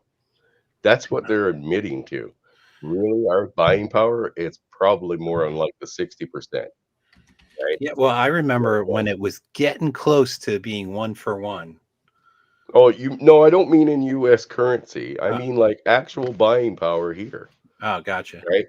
We've lost 48% of our buying power. That's what they're willing to admit to. It's more like 60. Our financial institution, right? The liberals, they had their guy come out on stage and tell them that this is non-sustainable, right? We have months before we are in fucking full collapse. Stop spending. Do you know what they did? They fired him. They're now looking to replace his job, or him in his job right now, because he came out and told the fucking truth. And he's a liberal. First time it's ever happened, but he's a money guy, right? Yeah. So the numbers don't lie. And he's like, you can look it up, Billy. You know, the finance minister, I believe it was, or the records of finance. He basically said that this is a farce and we cannot sustain it anymore. Not for decades, for months. And today they posted that they're now looking to replace him, because he told them they can't keep spending like this. Yeah, see, and that's Right? the problem. Like, nobody wants to say, hey, we need to stop spending, right? Yeah. Like, it's just, they're like, no, let's just keep going. Like the EBT thing, right? They cut that off and people are whining and crying. So what happened? Like, states started to pay in the EBTs, right? Well, good. They can take it out of the damn Title 4D money. Again, there you go. It's $52 billion a year. Why don't you go take it from those judges? Well, and on top of that, Thumper, you know, they keep still, just this week, they started regurgitating that whole fucking, we're going to put out a bachelor tax on anybody over 30. That's over 30. So that's Canada, not the US. No, that's you guys. Oh, us. So who said that? Yeah, where was that said? I think that was said in Parliament, or not. We don't have Parliament. Congress. In Congress, yes. Sorry. Yeah, Congress. we're a little lacking in the Parliament. Yeah, so Congress actually put this out there that they are now looking to put a tax on any guy over 30 to try to get the birth rate up. That's bullshit. I can tell you how to get the birth rate up. Dissolve the family fucking courts. Well, yeah, and stop punishing making it illegal men for being dads. Yeah, there you go. Stop making it illegal or a financial fucking enslavement or a tool to use against fathers for being fathers. Yeah, there you go. Rewarding women for being cheating whores. There you go. And again, we live in the single mother fucking birth land. You know what I mean? Like, we're the fucking ground zero where that bomb went off. All parties, if you ask them about the single motherhood problem, they'll be like, oh, well, the only problem is we have to take care of them. Every fucking one of them will repeat that exact same fucking shit. Yep. Every fucking one. They will never look at it and say, oh, yeah, the fact that women are going out there and getting knocked up with no intention of actually having a family just to fucking get child support and government fucking backing. None of them will say that. None of them. No matter what fucking side of the aisle they're on. They'll all say the same thing. We need to take care of the single mothers. Yeah. Well, look at what they're doing to try to motivate us to get married and have kids. They're using shame and blame and, calling us names and things. Yeah. That doesn't work on a man. Or to tax us, and to tax to force us into. Yeah. You want to make us do even less? Keep punishing us. Unfucking believable. Yeah. Well, and again, guys, like I said, if you want to see your future down in the US, Canada is not that far behind you guys right now. We're catching up faster with the UK, but eventually our fucking poison, our cancer floats down to you guys. That's why you have an AOC. That's why you have a fucking Mondani. tampon Tim. You know what I mean? That's why you have blue states right now, and especially city centers. Those are ideas that like floated down that way, and eventually fucking some politician picked it up and said, "Yeah, let's do that. That'll get me the votes I need." Well, he was talking in that video, or that video was talking because it's AI. It said nobody knows how to do that. I know exactly how to right this ship and stop the decline. How? It's Okay, real simple. We're waiting. First, you start in the education system, Yeah. Well, and you go through and you remove anybody that's a communist or a Marxist. that's pretty much all of them. I was gonna say, so no teachers left. No Yeah, teachers, no principals. You They're just gone. take them and be like, you can't be a teacher no more. What are we going to do with you? I don't know. Maybe we'll just give you a ticket to Venezuela, right? Then you go into media and you do the same thing. Then you go through the that's all of government, it. and if you're a communist, you get removed from office. If you have ever espoused communist type things, you know, like a VAT tax or anything like that, or, you know, seize the means of production, you're out. You're gone. See ya. This is the United States. We don't do communism. Yeah, That's the only way to do it. And Yeah, but- nobody's going to do that. No, because I mean, look what happened when Musk tried to go through and get, you know, cut spending and whatnot. Like people were like, "What are you doing? Oh, you know, you're crazy," and they were lighting up his fucking dealerships on fire and stuff. Well, Yeah. that's Because why he it always wanted to goes to end a strong man. corruption. You always get a Caesar. You get a strong man that takes over and then just handles stuff. Yeah. Caesar did not handle stuff, and he ended up being an emperor because he was Here, a little bit off. We need somebody that can fix the problem and then relinquish power and turn it back to the people again, which is what Caesar Billy, wanted to do. to answer your question to who was talking about that, Bill, I just posted the video from the quartering in the private chat, Billy. The two above it, if you could share that with the guys, those are two channels that focus on Canada's issues and what's going on specifically either in BC or in Ottawa, right? Well, I'll share the links, but it's getting late. I gotta go work. No, I'm not saying you have to play those two because those are longer ones, and I would recommend that you go back and have a look at a few of the videos prior leading up, and it's just like fucking clockwork, buddy.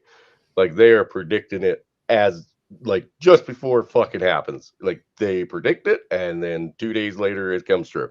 But the last one there is about the child support, or sorry, no, the bachelor tax. And that one's 11 minutes. Oh no, sorry, it's 13 minutes long. If you want to skip through it. Well, I have a problem trying to play videos on stream. Like, so those videos I just played, I had to like actually put into my system so that you can hear them. Okay. If I tried playing the video, the audio is not going to come through well. So, but I put the link. I put all the links in the chat if anybody wants to check those out. Because I'm going to call it a night. It's almost midnight for me. Yeah. So, and I got to get up early. So, no worries, buddy. I tried to get in here as quick as I could. I knew you didn't want to be on too long, but that's all right. If I get time tomorrow night, though, guys, I might do a live stream for the first time in a while, and we could definitely fucking stretch that out for like 7 hours. Yeah. Well, there you go. How about you have a thing about you have it for everyone. Because I think it's worth, you know, it's worth talking about this stuff. I think somebody should do a stream on, you know, all these, like I mentioned at the beginning of the show about these women, you know, oh shit, EBT's drying up. Let me go hit the dating apps and try finding a guy who's going to pay for me, like I've been experiencing. So, yeah. I think dude, real quick before we go. Yeah. I went back home, right? And I went to see my daughter at the place where she babysits. 29, or she's 29 next week. Actually, she turned 29 today. Oh, happy But birthday. anyway, yeah. She's probably pissed at me because I didn't send her anything. I told her last damn week. Anyway, her mom was there. Yeah. Oh boy. Right. And I saw her mom and I was like, oh God, I am so happy that bitch took off 24 years ago.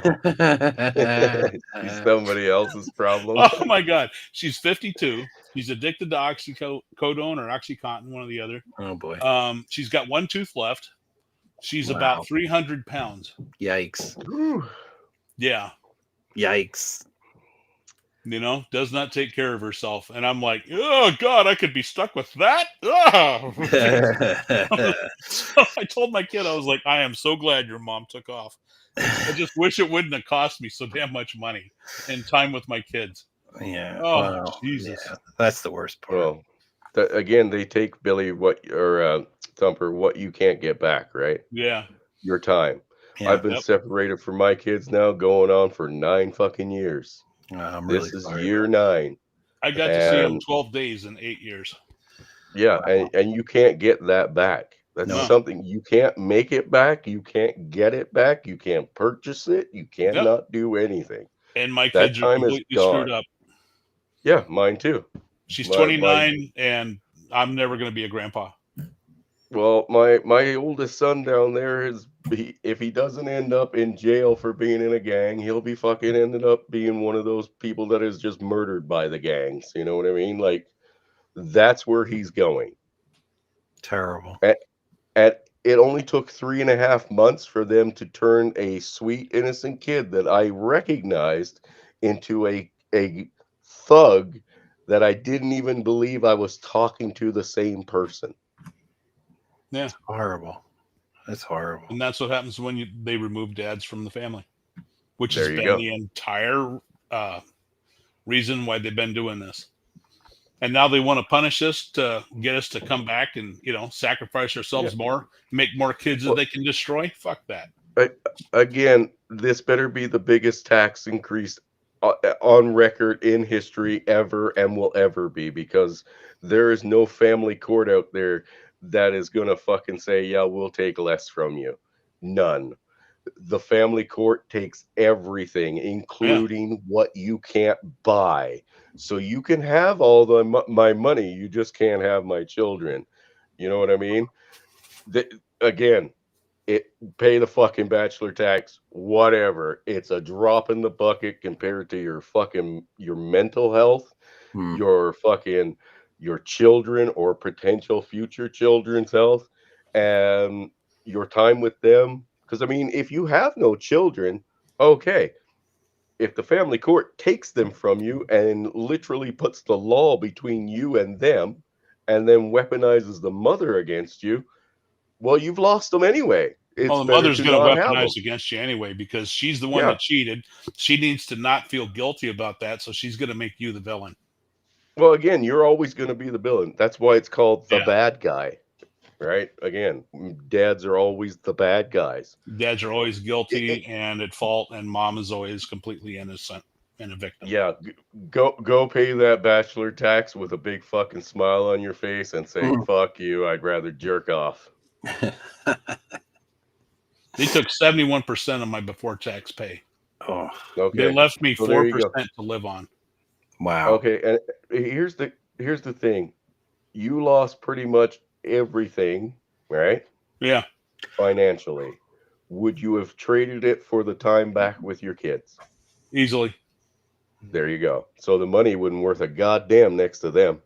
So your fucking tax dollars for being a bachelor, it ain't going to be worth nothing compared to if you lost kids to the family courts. Not a fucking drop. Because like I said, no matter how much money I have, I'll never get that back. Yep. Never. The 9 years is gone. Never to return. Yeah. And at some point, I'm going to start being very vocal about what happened to me. Right now, I'm doing the car thing. Because I'm liking doing the car thing. Do what you got to do to get through, buddy. But I wouldn't trade places with Billy. I wouldn't wish my nightmare and hell on anyone. It's terrible. It really is. Yeah. So what's your? I've been run over, bludgeoned, poisoned, stabbed, nearly shot, and hit by vehicles and all kinds of stuff. But the absolute worst pain that I've ever experienced was my kids being taken from me. There you go. Yeah. And that is my story as well, except, you know, I haven't been shot yet. And it lasted 10 fucking years. I'm tired of this. Beatings will continue until morale improves mindset of the government. Fuck them. Yeah. So Bachelor with that, tax all the way. with that, any final words? Black trans lesbians for king. I'm not an attack helicopter this week. I'm a top field dragster. Awesome. Ew. Oh, Black Eagle, if you're still here. Oh yeah, Lord Black Eagle. Thank you for. I saw the Cash App. Thank you very much for that. I really appreciate that. All right, guys. So you did your final words. I'll put you in the background. You can stay if you want or leave if you want. Up to you. Yeah, I'll hang out for a bit. All right. I really can't stay long. Yeah. I got to get up early and shit. So let me put you guys in the background. Thanks for coming. Thank you for having us, sir. Oh, of course. Anytime. All right. Okay, guys. Thanks, everybody, for coming. I hope you enjoyed this conversation of where potentially things are going and how things can end up. And I hope you have your shit in order. And in case something does happen, it won't hit you as hard as it could potentially hit you. I think we're all going to get shit on ourselves with what's coming, but hopefully it's not as shitty as it could be for you. Let's see. I think I only have what do I have? I got one of my videos, one of my music videos that will end it out with. This one is, what do I have in here? One More Sunrise. I like this song that I did here.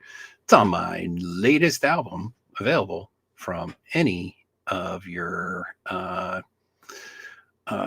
music platforms, Apple, iTunes. No, it's like Apple Music now, isn't it?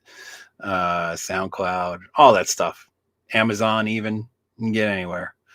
All right, guys. I hope you have a good rest of your week and a good coming weekend. And we'll see you in about 2 weeks. All right, guys. Take care.